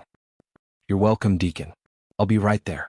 Not long after Jin Sang left, Guiyang came with a huge stack of files. He placed them all on the desk and smiled. "These are all the things that need to be dealt with today. Take a look, you. If there's anything you don't understand, you can ask me." "All right. Thank you, Deacon Guiyang." Lin Muyu opened the first file. It clearly said, "Recruitment. The trial hall is short of 4 guards. We're specially recruiting 4 guards at the second sky of the mortal realm. The estimated cost is 50 Jinyin coins per person. That's a total of 200 Jinyin coins."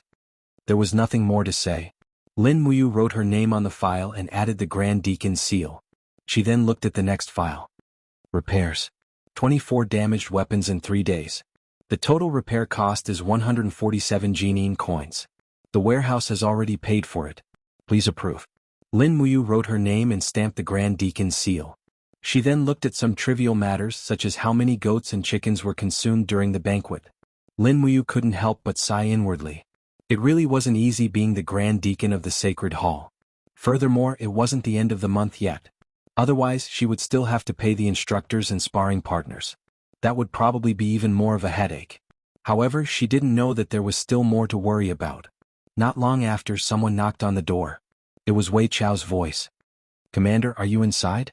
"Come in," Lin Muyu said. Wei Chao carried a pile of scrolls and walked in with a smile on his face. "Commander, these are some of the unresolved scrolls for the Eagle Nest camp this month. Most of them are related to equipment repairs, rations and the like. Please take a look and then sign your approval. Without your signature, the military supplies department will not give us any supplies." F***CK. Lin Muyu groaned inwardly. Her head was already swollen, while Guiyang chuckled at the side without saying anything. When it was almost dusk, they finally finished dealing with all the scrolls on the table. Lin Muyu sighed.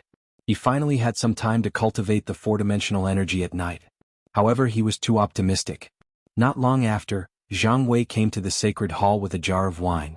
He said that he was here to reminisce and find some old friends to drink with. There was nothing to do that night. She had a hangover.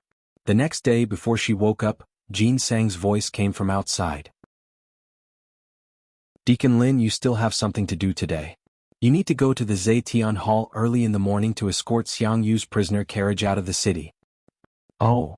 Lin Muyu jumped to her feet. Yes, this was an order from Qin Jin himself. She couldn't afford to be negligent. Chapter 258. Early in the morning, the bright sunlight shone upon Zetian Palace Hall. When Lin Muyu arrived on her horse, Feng Jixing, Qin Yan, Chu Huaying, Qin Yin, and the others had already arrived. In the distance, a prisoner's carriage was pushed out from Zetian Palace Hall. It was escorted by dozens of imperial guards. Inside the carriage, Xiang Yu was dressed in a prisoner's uniform. His hands were locked by heavy metal chains. 2 metal chains had pierced through the major acupoints in his chest, preventing him from circulating his battle chi. This was equivalent to crippling his martial arts. At this moment, the arrogant look on Xiang Yu's face had already vanished. However, his gaze towards Lin Muyu and the others was filled with disdain and anger. The once unruly military police camp commander had ended up in such a state. It was truly a pity. Lin Muyu walked forward and said calmly, "Xiang Yu, we're here to send you off." Xiang Yu sneered. Lin Muyu, being in the king's company is like being with a tiger. Ah. You fools think that Qin Jin will really trust you forever? Feng Jixing's gaze turned cold. Shut up. You're already a prisoner. How dare you spout nonsense? Ah. Xiang Yu trembled as he laughed. His face was ashen and filled with despair.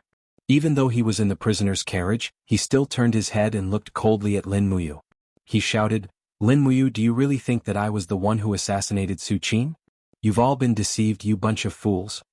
Lin Muyu spurred her horse forward and said calmly, "That night at the post house, you know very well whether or not you were the one who assassinated Su Qin, right?" Xiang Yu said, "That night was indeed me. However, the assassination of Su Qin in the dragon-seeking forest was definitely not done by me. Xiang Yu, dare to take responsibility for my actions. There's nothing I don't dare to admit. However, you want to pin the blame on me for something I didn't do? I refuse to accept this. If it wasn't you, who else could it be? Lin Muyu smiled slightly. Xiang Yu turned his head and scolded angrily, Lin Muyu, you idiot. You're a stupid pig. Qin Yin raised an eyebrow. Xiang Yu, you're still cursing Big Brother you? Don't tell me you don't want to be exiled to Heavenspan Province? Do you just want a quick death? If that's the case, I don't mind changing my father's mind. Xiang Yu's gaze was ice cold. Qin Yin, there isn't a single good person in your Qin family. You are a bunch of ungrateful people. Your Qin family is a bunch of despicable people. Shut up. Lin Muyu growled. Xiang Yu laughed. Perhaps it was due to his excitement, his wrist rubbed against the iron lock, causing blood to flow. He said loudly, borrowing Su Qin's hand to kill Hu Tianning, a feudal lord of a town.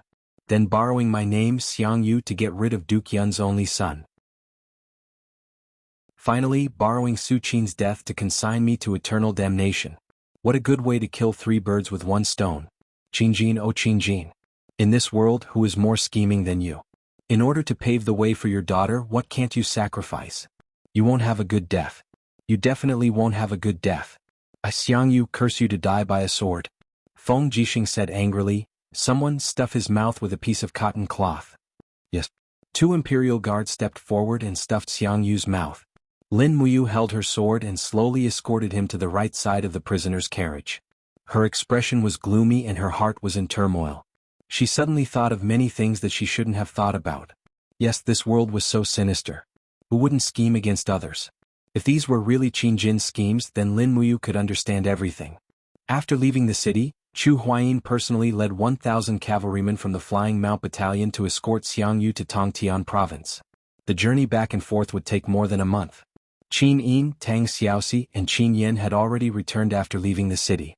Lin Muyu and Feng Jixing escorted Chu Huayin for a longer distance. Feng Jixing led a group of imperial guards to bring up the rear. Lin Muyu urged her horse to catch up with Chu Huayin, who was at the front of the group. She smiled and said, Brother Chu, I'm sure you won't be back for a long time after going to Tongtian Province, right? Chu Huaimian nodded and said, You remember to take care of Yao while you're in the capital. Visit her more often. Otherwise, I won't be at ease leaving her alone in the capital. Got it. Brother Chu, don't worry. I'll visit her often. Okay, that's good. Chu Huayin nodded gently. Suddenly, there was a trace of doubt in his eyes. He lowered his voice and said to Lin Muyu, Maybe I won't go too far. I'll return to Lanyan City in 3 to 5 days. Lin Muyu seemed to understand something, and her heart ached as if it was being pricked by needles. Her Majesty summoned me to Zetian Palace late last night for a lecture. You're extremely smart, so you should be able to guess some things. Originally, Her Majesty intended to let you handle this matter, but she was worried that you would be too benevolent, so she didn't choose you. Instead, she chose me, the new commander of the Flying Mount Battalion. Chu Huayin's eyes flickered a few times and his gaze became sharp. He said, But it doesn't matter. I'm the most suitable person to handle this matter. I Chu Huayin have pursued power and position all my life. If I can get a reward for doing something against my will, it's worth it. Lin Muyu was silent. She stared at the ground that was constantly retreating. Chu Huayin raised his voice and asked, Are you listening to me? Do you know what I want to tell you?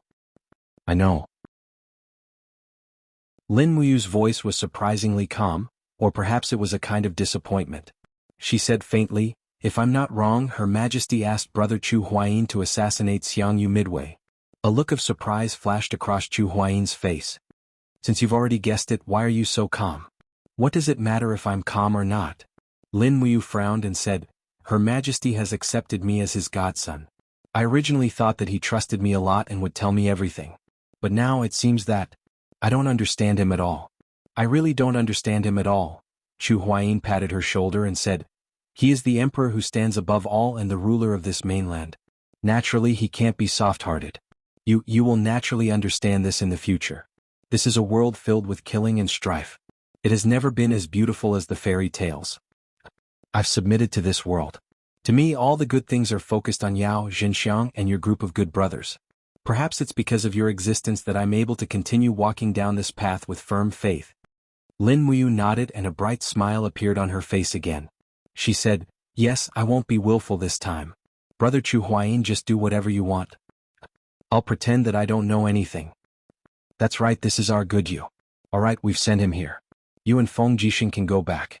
This matter, let me Chu Huayin bear all the responsibility. Okay. Lin Muyu turned her horse around and came to Feng Jixing's side. She said, Brother Feng, let's go back to the capital. There's no need to send us too far. Feng Jixing nodded. Yes, let's go. Shouldn't you invite me to the Tingyu Tower for a drink this afternoon? Drink? Lin Muyu suddenly smiled. Okay, let's go to the Tingyu Tower. Good, straightforward. In the afternoon, in the elegant room of the Tingyu Tower, only Lin Muyu and Feng Jixing were drinking face to face. There were 6 empty wine pots beside them. Both of them seemed to have something on their minds. They didn't say anything and just kept drinking. Lin Muyu didn't use his strength to dispel the alcohol. He wanted nothing more than to get drunk. When he was about 80 to 90% drunk, he raised his head and looked at Feng Jixing. He said, Brother Feng, do you know? Ever since I came to Lanyan City, you've been the person I admire the most. In my heart, you're a true hero, the kind of person who's always been upright. Feng Jixing smiled. He put down his cup and picked up his chopsticks. He said, Why? Am I, Feng Jixing, not an upright person now? If you didn't do what happened in the dragon-seeking forest, then you can still be called a hero. Lin Muyu looked straight at Feng Jixing. Her gaze was like a sharp sword that could penetrate all of Feng Jixing's disguises and lies. Feng Jixing was startled. He raised his hand and said to the attendants outside the door, All of you leave this floor. No one is allowed to come near. If I don't go out, don't come in. Yes, Commander. The 4 Imperial guards outside quickly left. Feng Jixing opened his drowsy eyes and looked up at Lin Muyu. He smiled. Are you suspecting Brother Feng? Yes, I do suspect you. Lin Muyu picked up his cup and drained it in one gulp. His face was full of pain as he said, Xiang Yu didn't have 2,000 troops to kill Su Qin. Moreover, Xiang Yu didn't know Su Qin's location in the dragon-seeking forest.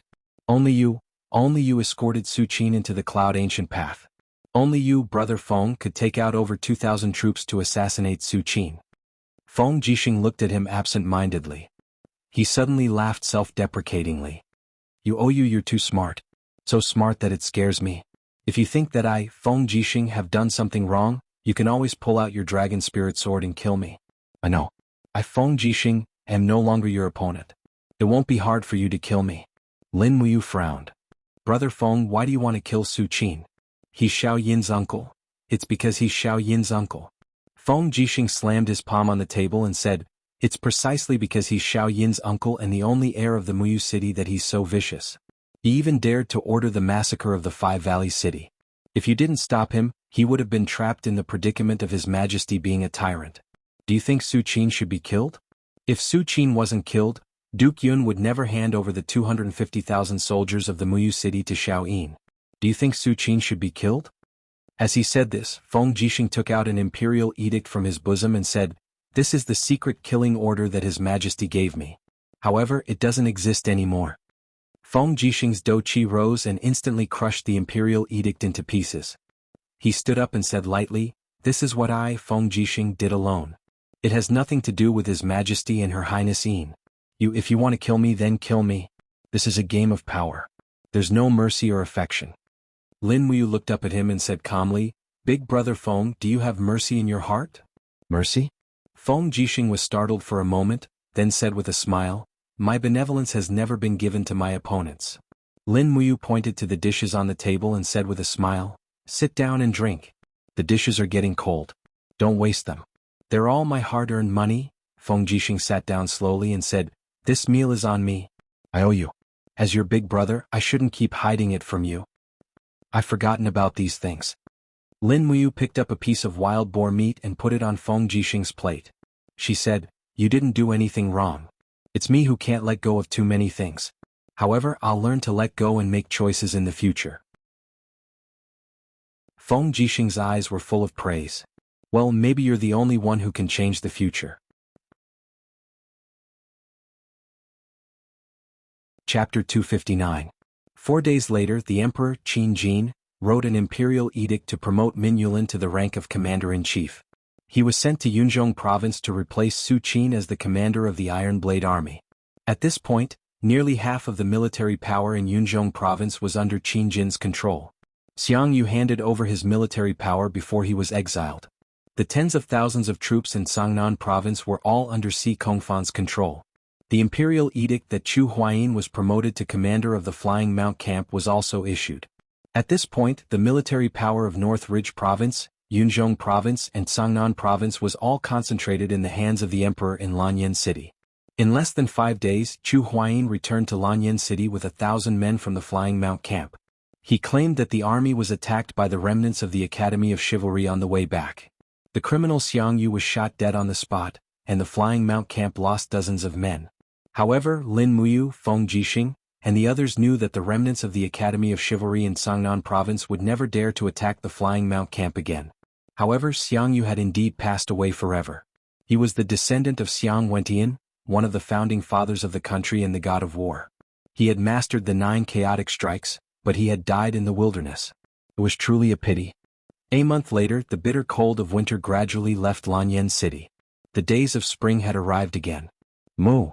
Tang Xiaoxi's bell-like laughter reverberated in the temple. She had come to the temple to see Lin Muyu many times. When she pushed open the door to the office, she saw a purple ripple in the air. Purple lightning lingered around the gap in the space, accompanied by a young dragon's roar. An Acatosaurus, Little Apple, stretched his neck to look at the situation in this plane. When he heard Tang Xiaoxi's voice, he pricked up his ears and ran out of the space gap while shaking his head. He wagged his huge tail and ran towards Tang Xiaoxi. Tang Xiaoxi giggled as she took out the golden cauldron from the bamboo basket and placed it on the ground. She said, "Little Apple is such a good boy. Sister has brought you your favorite roast duck. It's just come out of the oven. Eat slowly, don't burn yourself." Xiaolong shook its head and started eating heartily. On the other side of the desk, Lin Muyu slowly withdrew her dou qi and returned it to her aura C. Suddenly, the crack in space 20 meters in front of her disappeared with a crackling sound. "Mu, have you done it?" Tang Xiaoxi asked with a smile. "Yes." Lin Muyu nodded and said, "It's a pity that it's still a bit lacking. At most, it can only create a spatial crack 20 meters away." "Is that so?" Tang Xiaoxi blinked her beautiful eyes and asked with a smile, "Do you have the urge to try entering the spatial rift?" "Aye." Lin Muyu shook her head quickly and said with a smile, "This mortal body of mine doesn't want to pass through space. That kind of pain is unbearable for ordinary people.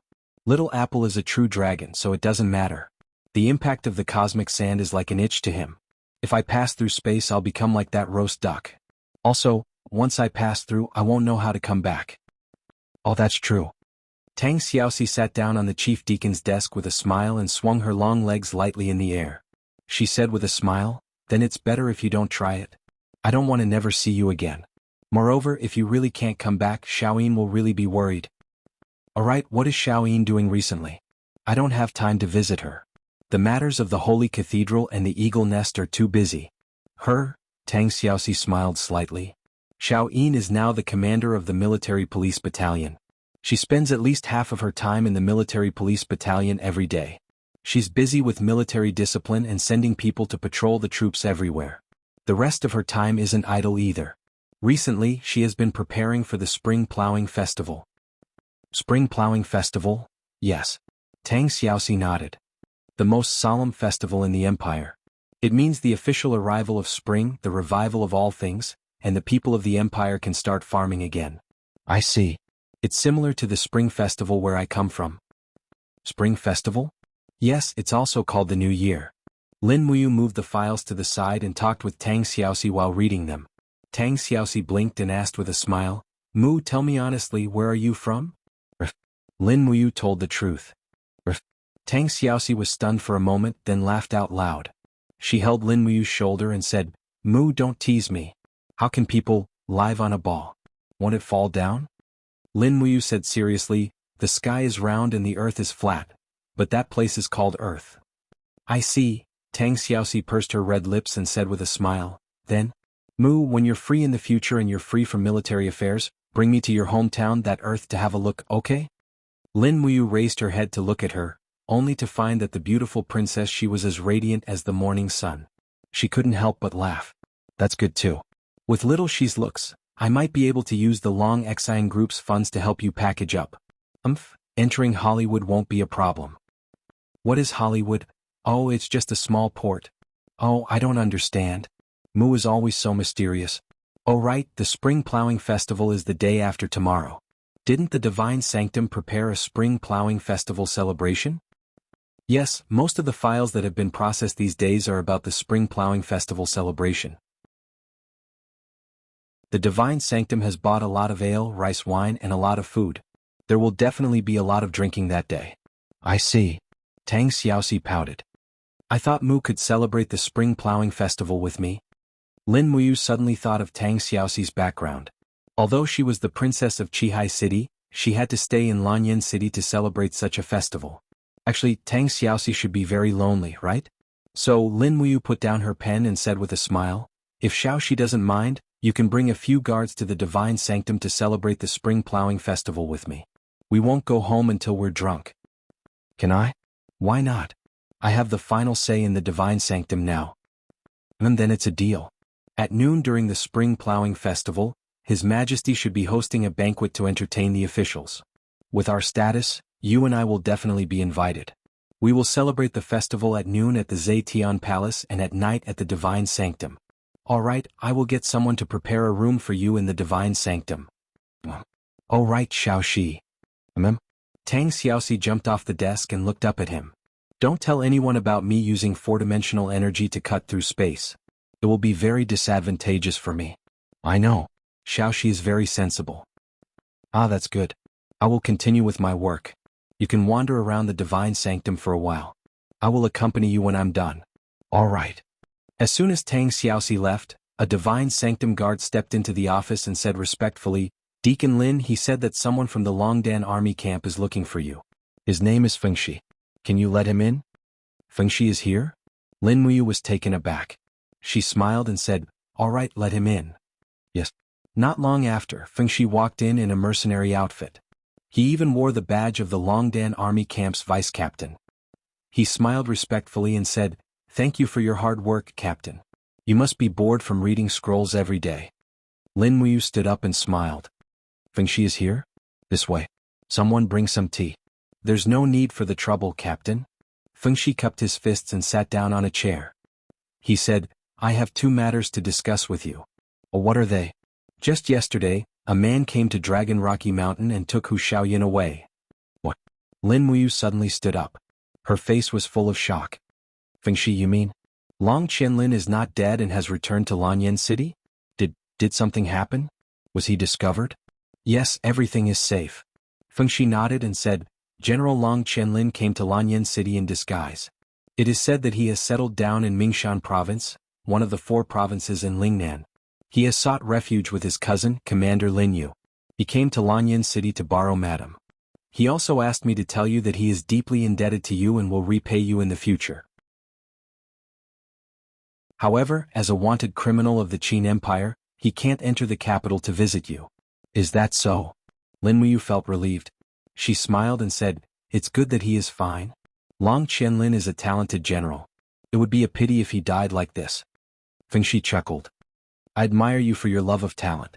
But don't worry, Mingshan Province is thousands of miles away from Lingbei Province. The mountains are high and the roads are long. Long Qianlin will be very safe in Mingshan Province. Yes, I hope so too. What about the other matter? Oh, it's about attacking the Tyrannical Blade Mercenary Group. Fengxi's eyes lit up. The Tyrannical Blade Mercenary Group has 8,000 mercenaries and is quite famous in Lingbei Province. Now they want to expand their territory to Yunzhong Province, which happens to be in conflict with our Longdan Army Camp's sphere of influence. They have already issued a letter of challenge to Longdan Army Camp 2 days ago. Lin Muyu narrowed her eyes. What are the chances of Longdan Army Camp winning? Fengxi took a deep breath and said confidently, if it's just the Tyrannical Blade Mercenary Group, we have a 100% chance of winning. But if this subordinate's guess is correct, the Tyrannical Blade Mercenary Group will join forces with the Sacred Flame Mercenary Group.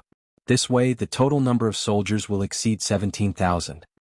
How many soldiers does Longdan Army Camp have now? More than 15,800.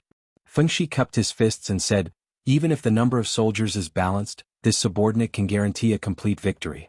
Under the training of Lady Luo Yu and this subordinate, Longdan Army Camp practices cavalry, archery, battle formations, and so on daily according to the Imperial Army standards. I believe that their combat strength is even greater than the same number of Imperial guards. Moreover, they are well equipped, so this victory is more than 80% certain. As long as the Tyrannical Blade Mercenary Group and the Sacred Flame Mercenary Group are eliminated, our Longdan army camp will become the #1 mercenary group in Lingbei province. No one will dare to challenge us then. As he spoke, Fengshi grinned and said, however, there is a more troublesome matter.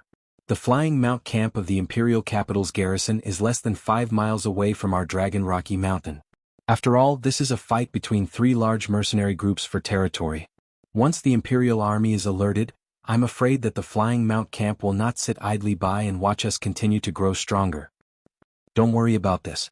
Good news, Online Games Reigning the World has officially been published. You can directly search for Online Games Reigning the World on Dangdang and Taobao. Students who want to relive and collect the stories of Shuyu by scholar Ling Shui, Lingyu and Ice-T don't miss it. Chapter 260. Lin Muyu took a sip of tea and said, the commander of the Flying Mount camp, Chu Huai, is my elder brother. As long as I write a letter, he will not touch the Longdan army camp. Don't worry. That's great. Fengshi smiled and said, Madam, do you know who's backing the Blade Mercenary Corps and the Sacred Flame Mercenary Corps? I do. Lin Muyu said faintly, the commander of the Sacred Flame Mercenary Corps was originally a Chiliarch of the God Might Battalion. He only joined the Sacred Flame Mercenary Corps after committing a crime. The Divine Marquis Zheng Yifan is undoubtedly the backing of this mercenary corps.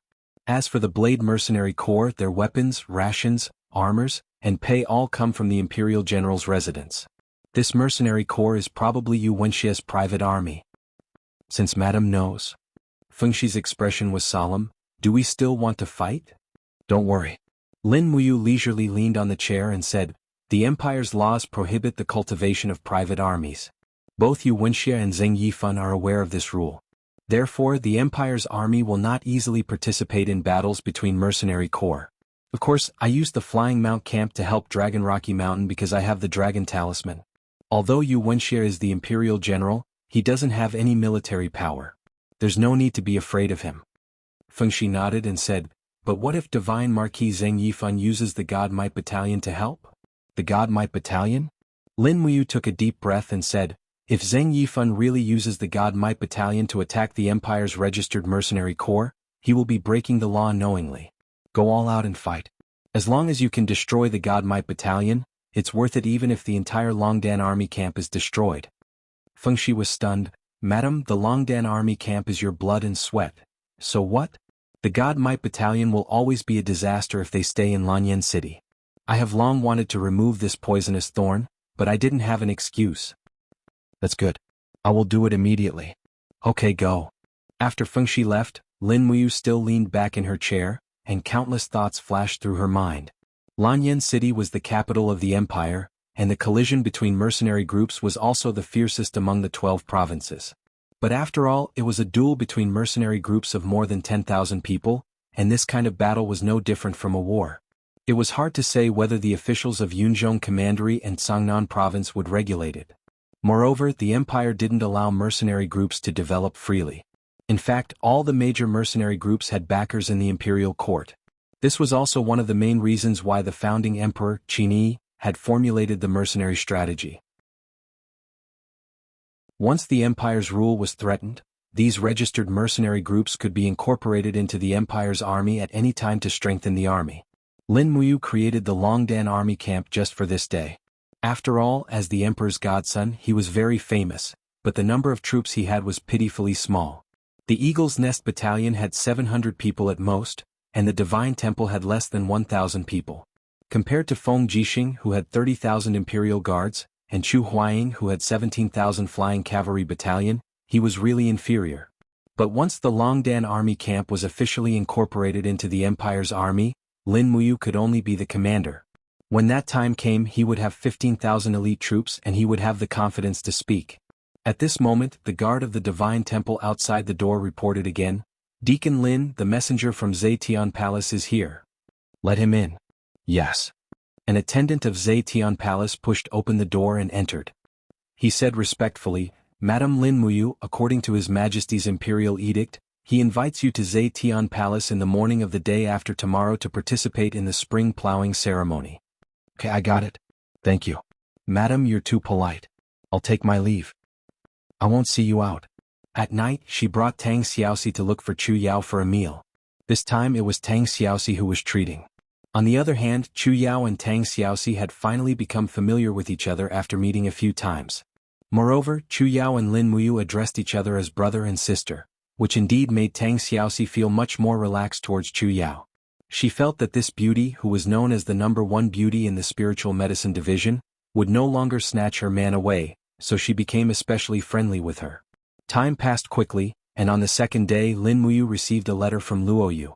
The Longdan Army Camp, the Tyrannical Blade Mercenary Corps and the Sacred Flame Mercenary Corps were about to engage in a battle on the plains southwest of the Dragon-Seeking Forest. This battle would determine who would be the king of mercenaries in the imperial capital. It also meant that Lin Muyu's private army would challenge the Divine Marquis residence and the Lord Protector's residence as mercenaries. Whoever won would have more authority in the imperial court. On the third day, the spring plowing festival. Early in the morning, Lin Muyu got up early to wash up. The weather had also become warmer, and the flowers were fragrant, and the weather had also become warmer. She was in a particularly good mood and even washed her hair. Her short hair glowed faintly under the sunlight. Looking at herself in the mirror, her hair had grown longer and looked a little non-mainstream.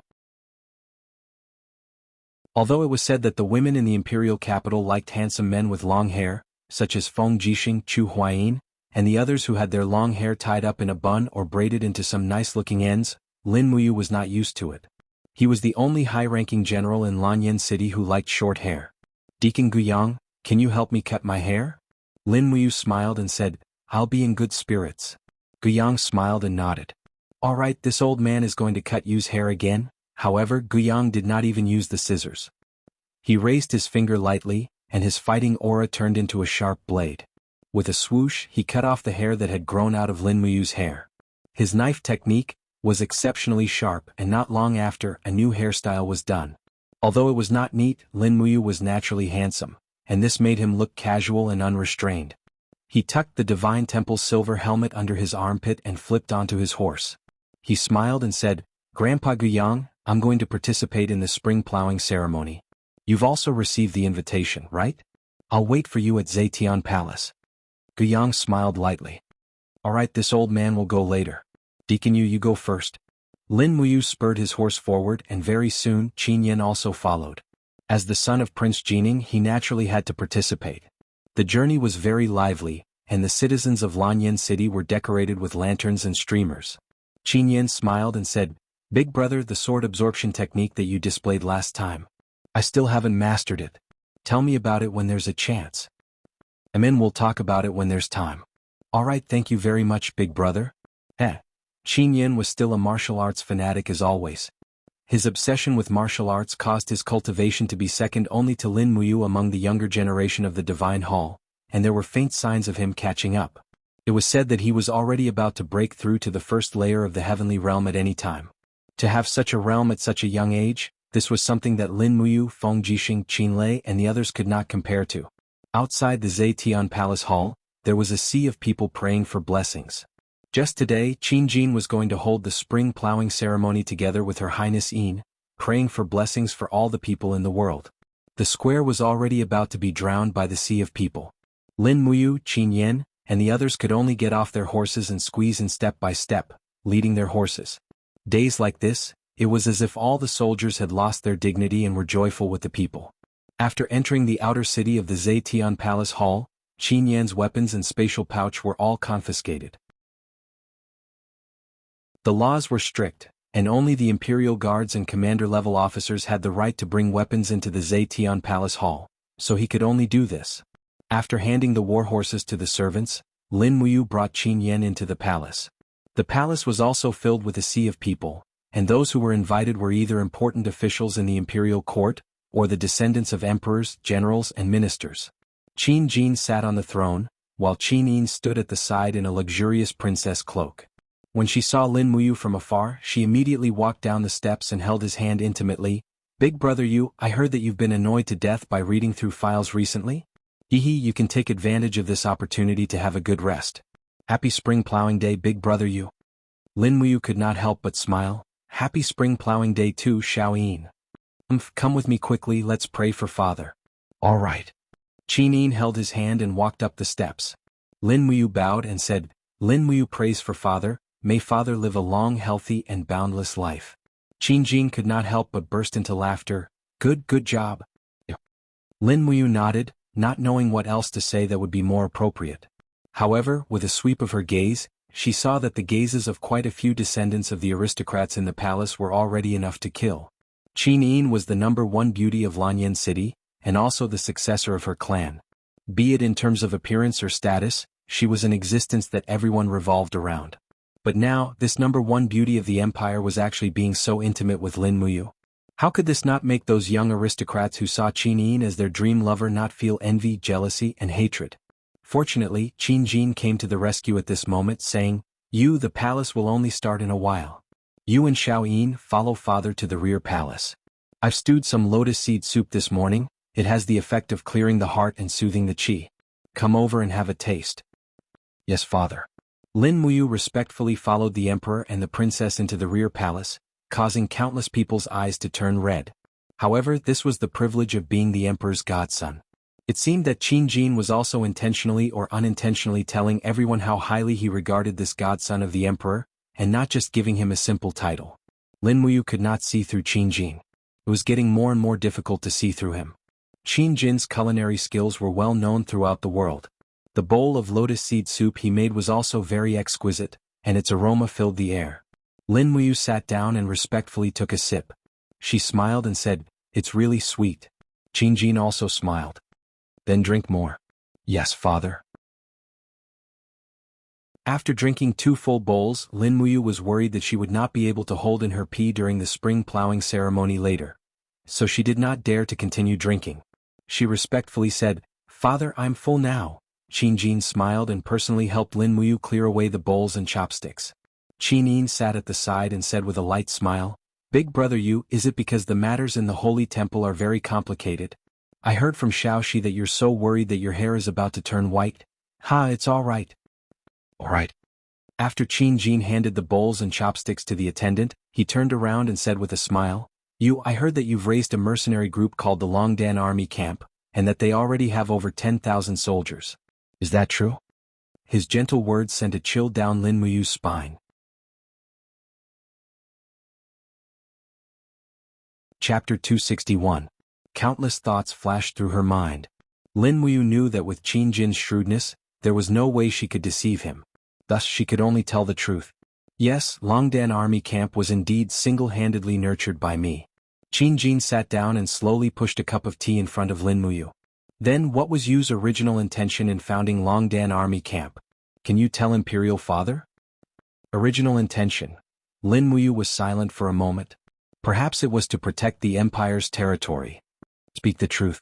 Qin Jin's voice was a little more forceful, and his eyes were filled with an irresistible sharpness. At the side, Qin Yin said, Imperial Father, why are you questioning you like this? Xiaoyin, don't say anything first. Let me finish speaking with your brother first. Yes. Qin Jin continued to look at Lin Muyu. Although you are my adopted son, I, Qin Jin, truly regard you as my own son. I hope that you can be honest with Imperial Father, is that all right? Tell me, what was your original intention in founding Longdan Army Camp? Answer me truthfully. No matter what you say, Imperial Father will not blame you. Lin Muyu's brows furrowed tightly. After a few seconds of silence, she raised her head to look at Qin Jin. I founded Longdan Army Camp so that I would no longer be bullied and humiliated, so that I would no longer be at the mercy of others. I founded Longdan Army Camp so that I could have an army of my own, so that I could protect the people I care about. If one day my ability is no longer enough to protect Xiaoyin, there is still Longdan Army Camp to protect her. It's that simple. Whoever dares to bully me, Lin Muyu, or the people I care about, Longdan Army Camp will annihilate them. Imperial Father, are you satisfied with this answer? Qin Jin stared at him in shock. After a full half a minute, he suddenly laughed and said, You Imperial Father really can't see through you. However, this answer. Imperial Father likes it very much. It's straightforward and responsible. As he spoke, Qin Jin stood up and gently pressed his hand on Lin Muyu's shoulder. He said, This is how the son of the King of Light should be. Whoever dares to bully you and Shaoyin, use the Longdan army camp to exterminate them. Lin Muyu's belly full of worry could finally be put down. She nodded and said, Imperial Father is wise. Qinin finally smiled and patted her chest. I was scared to death. I thought Imperial Father and you would fight. Qin Jin laughed heartily. How could that be possible? You is my son. Besides, Imperial Father has almost no cultivation at all, while you is well versed in ultimate techniques. How could Imperial Father possibly be a match for him?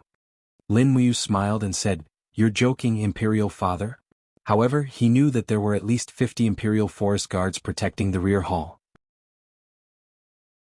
As long as Qin Jin gave the order, even if he was at the second level of the Heaven Realm, he would probably die here. The absolute advantage in numbers was not something that could be resolved with simple strength. At this time, Qin Jin asked again, if the Empire really needs the Longdan army camp one day, will you sacrifice yourself for it? Lin Muyu cupped her fists and said, The Longdan army camp is filled with the courage of the dragon. For the sake of the world and righteousness, what harm is there in sacrificing myself for a battle? Good. Qin Jin nodded and smiled. Good, well said. In fact, he was somewhat displeased because Lin Muyu deliberately avoided the topic and only said that the Longdan army camp was willing to fight for the sake of the world and righteousness. She did not say that the Longdan army camp was willing to fight for the Empire. This also meant that Lin Muyu was not truly loyal to the Empire, but to the justice in her heart. However, Qin Jin did not point it out. After all, he could see that Lin Muyu was attached to Qinin. The deep love in her eyes could not lie, and that was enough. Being loyal to Qinin was equivalent to being loyal to the Empire. Not long after, they returned to the main hall. The spring plowing ceremony was about to begin. Lin Muyu remained by Qin Yin's side as a member of the Imperial Guard. She closely protected her and Qin Jin as they walked out of the Zetian Palace. It was noon, and 100 war drums thundered in the square of the Zetian Palace. The moment they saw the Emperor and the Princess walk out of the palace, the citizens raised their arms and cheered excitedly. Qin Jin slowly walked up to the high platform and gestured with his eyes. That's enough. Feng Jixing held a scroll in his hand and walked in front of the Emperor. He imbued his battle aura in his voice and read out loud, The Qin Empire's radiant Emperor pays his respects. For the past year, the Empire has enjoyed a bountiful harvest, the weather has been favorable, the seas have been at peace, and the people have been at peace. Now, the people are praying for the blessings of the spring plowing season. As he read, he proudly brushed his cloak with the air of a general. Chu Huayin, who was beside Lin Muyu, smiled and said, Feng Jixing has such a loud voice. His Majesty has chosen the right person to read out the imperial edict. There are tens of thousands of people in the square, and Feng Jixing's voice stands out from the rest. Lin Muyu nodded. Yes, not only is his voice loud, but he also eats a lot. The last time I treated him to a meal, he ate 8 bowls of rice. I suspect that he had been starving for 3 or 4 days before I treated him. That must be the case. He's that kind of person. Chu Huayin chuckled. At this moment, Feng Jixing paused in his reading. He lowered his voice and said, If you 2 rascals continue to slander me like this, I will ask His Majesty to make a decision and confiscate your salary for a year. Qin Jin coughed. General Feng, please continue reading. Be more serious. Qinin burst into laughter. Tang Xiaoxi couldn't help but smile as well. Feng Jixing continued to read out the imperial edict. It took him nearly 10 minutes to finish reading. Then he handed the imperial edict to an official and led a cow over. He smiled and said, Your Majesty, the ceremony can begin. Yes. Qin Jin held Qin Yin's hand as they walked down the high platform. Below the platform was a patch of green land. Qin Jin held onto the iron plow while Qin Yin walked in front, ignoring the mud on her little white boots as she led the oxen. Just like that, the father and daughter imitated the farmers as they plowed the land. Tang Xiaoxi, on the other hand, carried some purple bean flower seeds and followed behind them, scattering them into the soil. Lin Muyu and Chu Huayin stood guard on both sides of the small patch of green land. There were also a dozen or so dragon guards standing guard with cold gazes. This place was very close to the crowd of commoners, less than 100 meters away. It was already within the shooting range of some godly archers. They could be attacked at any time by people with ill intentions. Buzz buzz. Lin Muyu placed her right hand on the hilt of her sword while her left hand was hidden in her cloak. The energy of the golden gourd circulated rapidly. She was ready to summon the walls of the gourd to protect Qin Jin, Qin Yin, and Tang Xiaoxi at any time. Fortunately, everything went smoothly. The spring plowing ceremony ended after an hour. The emperor and princess had already rejoiced with the people and returned to Zetian Palace for a banquet. It's finally time to eat. Feng Jixing smiled at Lin Muyu. Lin Muyu held back her laughter. You didn't eat breakfast just to eat more? Yes. What about you? I didn't eat either. Then eat more later. The food for the spring plowing festival is very sumptuous. Yes, I know that. Lin Muyu pursed her lips and said, in order to prepare this meal, the Eagle Nest camp has entered the dragon forest to hunt more than once. 2 of them were even injured. Feng Jixing couldn't help but laugh. Oh, since when did Commander Lin care so much about the work of his subordinates? Isn't it because I have to go through the files every day? Ha ha ha. Feng Jixing rubbed his nose and said, You need a secretary. Otherwise, if you do everything yourself, you won't have time to cultivate. I have a total of 4 secretaries in the Imperial Army's tent. Do you want to lend 2 of them to you? The monthly commission is 50,000 Jinine coins. You're robbing me. I'll go through the files myself. Tisk, so petty. At this moment, a messenger bird suddenly flapped its wings and landed on Lin Muyu's shoulder. It was a messenger bird domesticated by the Longdan army camp. She took out the letter from the bamboo tube and glanced at it. As expected, it was Luo Yu's report of victory. My lord, in the battle from yesterday to this morning, the Longdan army camp has achieved a great victory. We successfully defeated the Tyrant Blade mercenary group and the Sacred Flame mercenary group, captured more than 8,000 people and killed more than 4,000 people. We ourselves lost more than 2,000 people, but the losses will be replenished with captives. At this point, the Longdan army camp is the strongest mercenary group in the empire. Lin Muyu was overjoyed. She took out the pen she used to go through the files and replied, Well done. Immediately rest and adjust the troops. The messenger bird flew away. Not far away, Divine Marquis Zheng Yifan and Minister Luo Xing were walking together. When Zheng Yifan saw Lin Muyu, his expression clearly didn't look too good. He faintly said, My lord, Lin Muyu is riding on the crest of success. I heard that your private army, the Longdan army camp, defeated 2 large mercenary groups in the North Ridge province in the morning battle. Congratulations. Lin Muyu cupped her fists and smiled. Marquis must be joking. I don't even know what the Longdan army camp is. Moreover, I'm an upright person and have never had a private army. In the entire Qin Empire, only the Marquis has the right to raise a private army. This is something that everyone knows. As a general of the empire, Lin Muyu naturally wouldn't break the law. Zheng Yifan raised his eyebrows and smiled. That's good. On the other hand, Zheng Fang, who was standing beside Zheng Yifan, looked at Chu Huayin angrily and sneered. Congratulations to Milord Chu for being promoted to the commander of the Flying Mount Camp. I've been too busy these days and didn't have the time to congratulate you. Oh right, my sister, Zheng Xiang, also heard about your promotion to commander. She asked me, as her younger brother, to congratulate you on her behalf. Chu Huayin's face turned pale. He suddenly stepped forward and blocked Zheng Yifan's path. He cupped his fists and said respectfully, Marquis, although the matter between me and Miss Zheng Xiang has angered Marquis, the fault does not lie with Miss Zheng Xiang. Chu Huayin had too much hope. Now that Miss Zheng Xiang is under house arrest, it's all my fault. I hope Marquis can forgive Miss Zheng Xiang. Zheng Yifan faintly smiled. Commander Chu, you're flattering me. Zheng Xiang has been spoiled by me since she was young.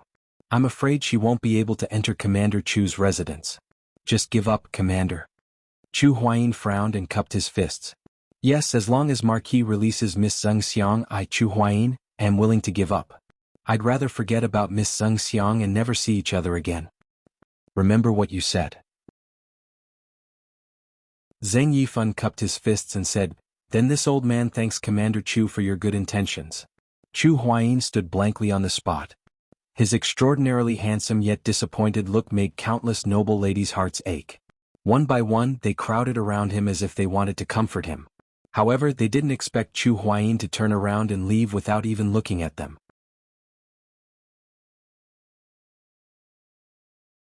Chapter 262. Lin Muyu originally wanted to accompany Chu Huayin for a drink or two, but before he could even drink a cup of wine, Chu Huayin had already drunk 2 cups of wine.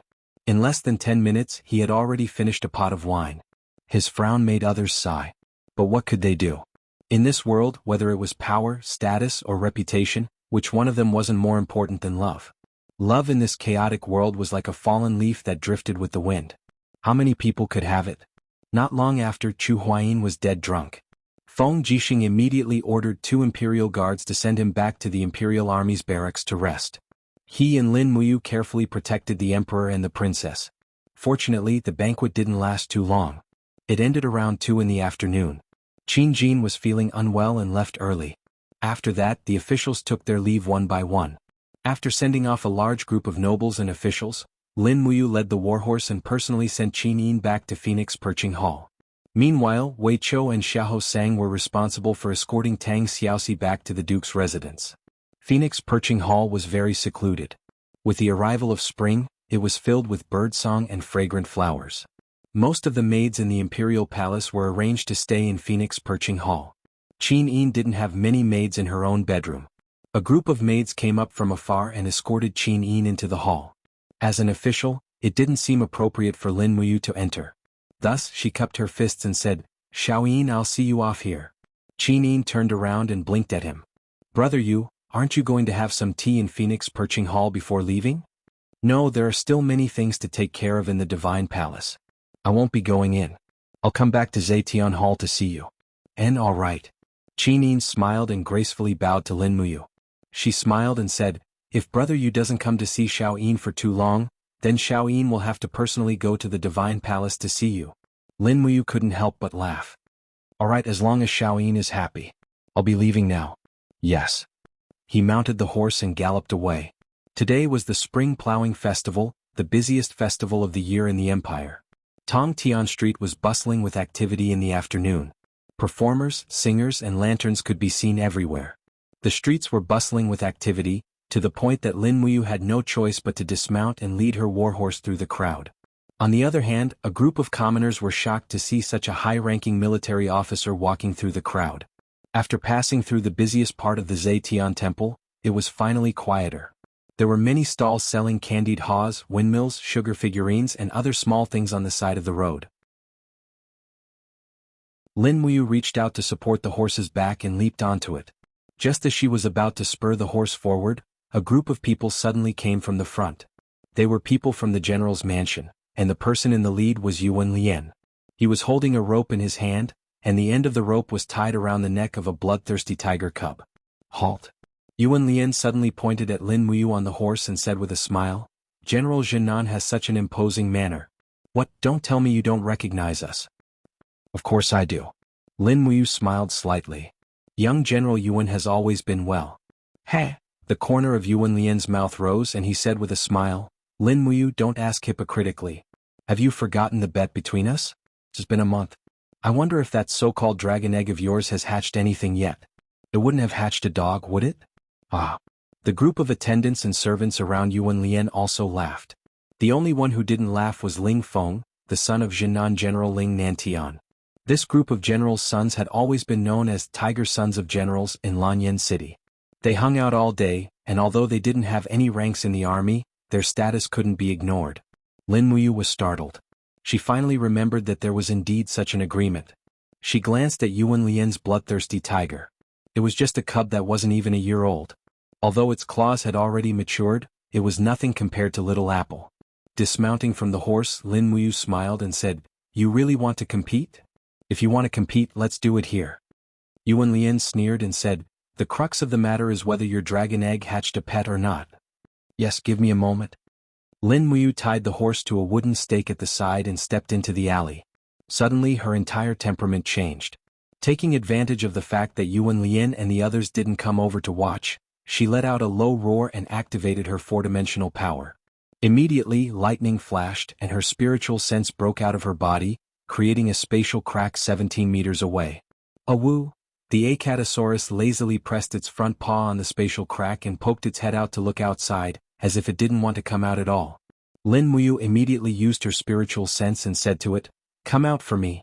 It's time to come out and stretch your limbs. When you see that bloodthirsty tiger later, just kill it directly. Don't be shy, you're younger than it, but don't show off too much, understand?" Little Apple flipped over and fell from the spatial crack, crying out in pain. It was simply too stupid, and its body had become a lot more bloated. It had eaten a lot. Lin Muyu knew that it was a kind of fruit that grew on a tree in the wasteland of an alternate dimension. It had a very unpleasant smell, but this Acatosaurus seemed to like it. She turned around and walked out of the alley with the Acatosaurus. Pada. While walking, suddenly the little dragon's front paw stepped on empty air and fell to the ground. Its sharp beak hit a mouthful of mud. It whimpered and used its front paw to poke at the mud. It sat on the ground with its hind legs like a stupid dog. Lin Muyu was dumbfounded and thought to herself, "Good heavens, I told you not to show off too much and you actually acted like this? What a good actor, this grandson's future is limitless." Yuan Lian, Ling Feng and the others laughed. Ling Feng said, "Lady Lin Muyu, what hatched from your dragon egg?" "It's probably an earth lizard." Lin Muyu touched her nose and said, "In short, it doesn't look like a dragon no matter how I look at it." Yuan Lian said with a smile, "I'm afraid it's not as simple as an earth lizard, but an extremely stupid earth lizard, right?" Lin Muyu was not angry and said with a smile, "Young general, do you still want to compete?" "Of course, why not?" Yuan Lian's face turned cold and said, "But Lin Muyu, you have to be careful. My bloodthirsty tiger already has the ability of flame blast. Be careful not to roast your lizard with a mouthful of fire. At that time, I won't be responsible for compensating you 20,000 gold coins. Instead, you'll have to pay me 50,000 gold coins." Lin Muyu nodded, "No problem, if your bloodthirsty tiger can really roast it, I'll grab a handful of cumin and share it with everyone, how about it?" "Aha, you're really interesting." Yuan Lian ordered, "Everyone move aside, prepare for the beast fight." Everyone formed a circle, and the commoners nearby also gathered around to watch the show. Their faces were full of joy and they were discussing spiritedly, "Oh my, someone's fighting again, I wonder what the stakes are this time. I think it's General Yuan Xie's son. That bloodthirsty tiger is a legendary beast, ordinary people can't even get close to it. The other person seems to be someone from the Holy Temple, and he's even a deacon. Wow, the Holy Temple against the General's mansion, interesting. I wonder if that lizard can beat the bloodthirsty tiger. That lizard looks incredibly stupid, I don't think it's a match.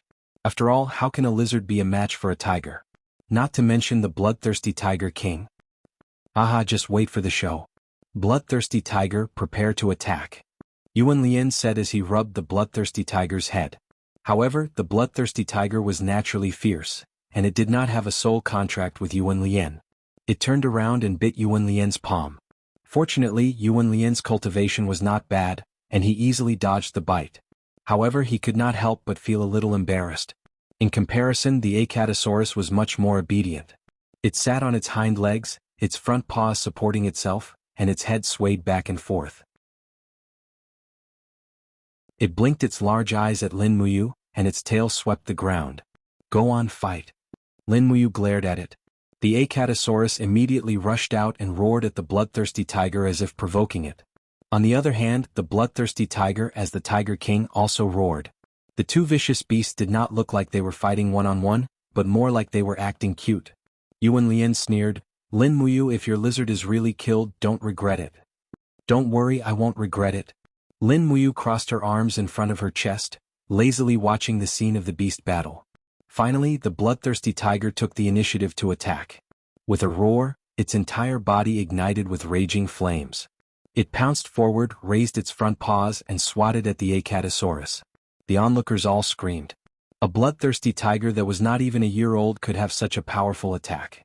It was really not simple. However, the crowd seemed to have overlooked the 5 silver lines on the Acatosaurus's head. How could a 500-year-old spirit beast be afraid of a bloodthirsty tiger that was not even a year old? Moreover, the Acatosaurus was actually very smart. When it fell to the ground, it had used the soil to hide its 500-year-old spirit beast mark. Facing the bloodthirsty tiger's attack, it directly twisted its body and wrapped its tail around its head.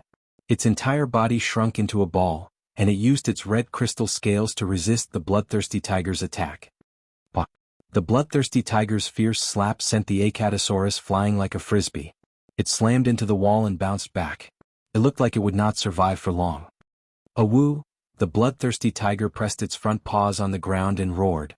Flames soared into the sky as it released its ability, Flame Blast. Whoosh! A fireball rushed out, heading straight for the Acatosaurus. "The earth lizard is finished," Ling Feng said with wide eyes.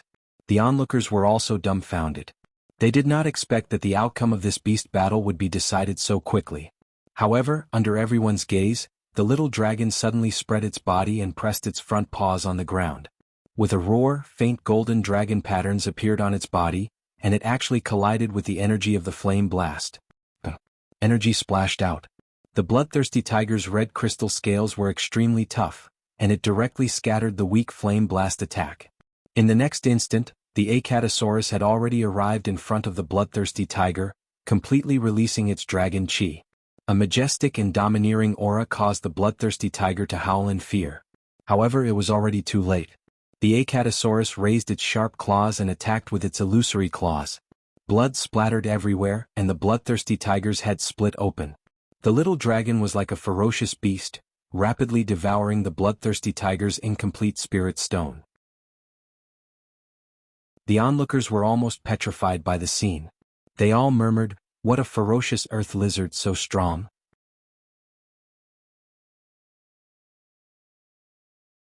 Chapter 263. Young General, you've lost. Pay up. Lin Muyu extended her hand, demanding the 50,000 Jinin coins from Yuan Lian. Yuan Lian was still staring at the carcass of the bloodthirsty tiger on the ground. He had spent a lot of effort to raise this bloodthirsty tiger cub, but just a few seconds ago, it had been slaughtered by that unremarkable earth lizard. What, you can't afford to lose? Lin Muyu raised her brows, picked up the Acatosaurus's tail, and tied it to the horse's back. She smiled. If you can't afford to lose, then I'll pretend there was no such bet. I don't care about a mere 50,000 Jinin coins. Cut the crap. Yuan Lian fished out 5 gold notes. Each one is 10,000 Jinin coins. Watch carefully. Thank you, young general. Lin Muyu took the gold notes and stuffed them into her universe pouch without even looking at them. She cupped her hands and said, I still have matters to attend to in the holy temple. Young general, we'll meet again. She mounted her horse and galloped away. The onlookers dispersed one after another, but Yuan Lian stood where he was, so angry that his whole body was trembling. At the side, a servant whispered, Young master. These 50,000 gold notes were given to you by the old general to buy 1,000 spears from the Imperial City Chamber of Commerce. If you give it to Lin Muyu, how are we going to explain this? Explain what? Yuan Lian gritted his teeth. I'll explain it to father. What are you blabbering on about? Yes, please calm down, Major General. Yuan Lian raised his head and looked at Lin Muyu's back. Clenching his fists, he said indifferently, Lin Muyu, remember this debt well. I'll make you pay for this sooner or later. In the sacred hall, the afternoon training ended quickly. As the deacon, Lin Muyu personally guided the instructors in their training, and even explained the tricks of circulating do qi. Everyone listened with great interest, but the effect was probably negligible. True strength had to be experienced personally, and it was useless to just rely on oral explanations. After the trial ended, Lin Muyu returned to the office and finished reading a pile of files. She felt so tired that her entire body was exhausted. She laid down on the chair and took a short nap. Her spiritual sense slowly sank into the Ihai, only to see that the second layer of the Ihai had already turned into a lush green field. The 7 Luminaries Demon Emperor was too diligent. Had he already treated Lin Muyu's second layer as a farm? Whoosh. Lin Muyu's spirit sense condensed into a physical form and fell into a paddy field. She took a deep breath and surrounded her body with battle chi. She began to absorb the spiritual energy from the paddy field. The paddy field quickly withered and dissipated, turning into spiritual energy that nourished Lin Muyu's soul and body, which had been squeezed to a pitiful state due to her cultivation. Not long after, the ground in her EC began to tremble. The spiritual field in the distance suddenly distorted. A human figure quickly condensed in the air. It was the 7 Luminaries Demon Emperor. His complexion was many times better than before. His face was ruddy and his blood-red cloak fluttered in the wind. It seemed that the Demon Emperor of the past had regained 70 to 80% of his majesty. He gave off the feeling of an emperor that people had to worship. Lin Ruoji, are you here to steal my spiritual field again? The 7 Luminaries Demon Emperor asked with a smile. Lin Muyu opened her eyes. We agreed on a 50-50 split. I'm only here to collect rent. There's no such thing as stealing spiritual field. The 7 Luminaries Demon Emperor smiled and said, Lin Muyu, since you've already learned the first layer of the void-shattering godly power, do you think that this emperor has no more value? If that's the case, why don't you open your EC and let me go? I've been sealed in your EC for far too long. This is too unfair to me. No. Lin Muyu said with a cold gaze. Why not? The 7 Luminaries Demon Emperor said coldly. Do you want to imprison this emperor's divinity for the rest of my life? Lin Muyu's expression was slightly respectful as she turned around and cupped her fists. Demon Emperor, I know your ambition and your character. Now that the world is at peace and Cathay is safe, I can't imagine what will happen to this continent if you are released. Qini destroyed your body. Will you let the Qin family go? About this, the Seven Brilliance Demon Monarch let out a calm smile. That won't happen. I'll be honest with you, even though Qini is dead, that old prick has been stubbornly trying to hunt me down for hundreds of years. I'll need his descendants to pay for it. Once I regain my body and my strength, I'll surely kill every single member of the Qin clan. However, I also know that you like that little princess Qinin. This emperor can promise you that I won't touch a single hair on Qinin. What do you think? Lin Muyu turned around and looked at him. No, Demon Emperor, you're wrong. As long as you have killing intent in your heart, I won't let you leave my EC. If I die one day, I will take you to hell with me. You. The Seven Luminaries Demon Emperor was so angry that his face turned red. I don't know how to repay kindness. I taught you so many abilities and you treat me like this? Consider it as me owing you. Lin Muyu leaped up and her body slowly rose up. The image of a golden dragon lingered around her. However, this is my EC. Everything is decided by me. Unless you promise me that you won't kill anyone after we leave, I won't promise you anything. Alright, I promise you. The Seven Luminaries Demon Emperor waved his hand. After I find my body, I won't kill anyone. Are you satisfied now? Lin Muyu smiled. Demon Emperor, your godhead lives in my EC. Do you think I don't know what you're thinking? The anger and killing intent in your heart are surging. I know it very well. You're courting death. The Seven Luminaries Demon Emperor shouted angrily. He leaped up and starlight gathered around him. He raised his hand and struck. Seven Glorious Stars Transformation. Lin Muyu didn't say anything. She just exerted her strength. The golden gourd came out of her body to protect her. The golden dragon that lingered around her body roared continuously. Dragon power was added to the walls of the gourd, forcefully blocking the energy of the Seven Luminaries Demon Emperor's Seven Glorious Stars transformation. She wasn't hurt at all. She looked at the Seven Luminaries Demon Emperor with a smile. You have divine power, so do I. You have the Seven Luminaries' profound energy, but you're just a soul. I have a complete body. Moreover, you're just a parasite in my EC. Do you think you can still kill me? The Seven Luminaries Demon Emperor trembled with anger.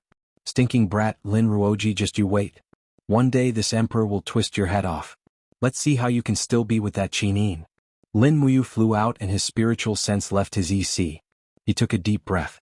After absorbing the spiritual energy in the spiritual field, his whole body felt refreshed. However, the state of the Seven Luminaries Demon Emperor worried him. The Seven Luminaries Demon Emperor was a god of murder. His entire body was filled with the power of destruction. If his soul was allowed to find a new body and reconstruct his godhead, this mainland would probably be beyond redemption. Although Lin Muyu was unwilling, it was really, if I don't go to hell, who will? Only he had the ability to restrain the profound energy of the Seven Luminaries Demon Emperor. Only he could stop this catastrophe. Lin Muyu took a deep breath. The afternoon sun shone lazily on his body. Specks of light elemental spirits jumped happily in the air. Lin Muyu gently opened his hand. The golden martial soul slowly appeared. Those light elemental spirits quickly gathered in his palm. In the blink of an eye, they turned into a small ball. These light elemental spirits were formless light energy. They could not be controlled and were extremely difficult to control. Lin Muyu suddenly had an idea. He stood up and with a low shout, the wall of the gourd emerged from his body. Under the sunlight, the golden wall of the gourd shone with an extremely dazzling light. However, the sunlight eventually began to quickly penetrate the wall of the gourd and the battle aura armor, successfully shining on his body. Light could surpass all transparent matter. This was its essence. In an instant, Lin Muyu's heart was in turmoil. Ever since the gourd martial soul comprehended the light of dawn, Lin Muyu's understanding of the light element had reached a whole new realm.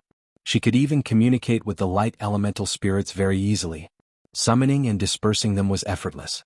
If this was the case, could she combine the law of light with her swordsmanship? Cheering in her heart, Lin Muyu immediately thought of the lightning strike. It was a simple swordsmanship that Chu Chu had taught her. Although it was simple, it could kill people in the blink of an eye. It was concise and clear. However, with the improvement of her cultivation, the lightning strike was replaced by the thunderclap violent wave. In terms of lethality and penetrative power, it was far inferior to the thunderclap violent wave. However, at this moment Lin Muyu had a very bold idea. If the lightning element of the lightning strike was replaced by the light element, would her attack be able to penetrate the enemy's shield and battle armor like what she had seen just now? If it was really possible, perhaps even the dragon scale armor, which was known as the world's best defense, would not be able to do anything to her. Thinking up to this point, he no longer felt sleepy. He quickly pulled out the dragon spirit sword. After letting out a shout, the power of the law of light surged from his arm into the blade. Suddenly, the dragon spirit sword let out a joyous sword cry, and light slowly enshrouded it. This was the power of dawn provided by the martial soul gourd. It was just that it was contained in the blade, ready to be activated at any time. Taking a giant shield and placing it next to the office table, Lin Muyu tried to swing the sword for the first time. Buzz. The power of the law of light danced on the blade, but it did not cut through the giant shield in front of him. It seemed that the speed was not fast enough, causing the impact to be slightly weaker. No rush, no rush. Lin Muyu was confident. If speed was not enough, there was still a way to make up for it. 4-dimensional power. Using the 0.5% divine power gifted by the 7 luminaries Demon Emperor to produce 4-dimensional power, it could greatly increase the speed of the Law of Light's operation. This might be effective. Just like that, he swung the sword again and again, but he failed again and again. Although Lin Muyu's idea was bold and novel, it was also extremely difficult to achieve. This was destined to be a very arduous process of self-creation. You're tuning in to the Han Li's Wuxia Chronicles YouTube channel. We're so grateful for your support, and don't forget to subscribe to join us on this incredible journey through captivating stories. Your generosity through donations truly makes a world of difference, as it's the primary source of revenue that allows me to expand and enhance this channel for you. Thank you from the bottom of my heart for being a part of this adventure.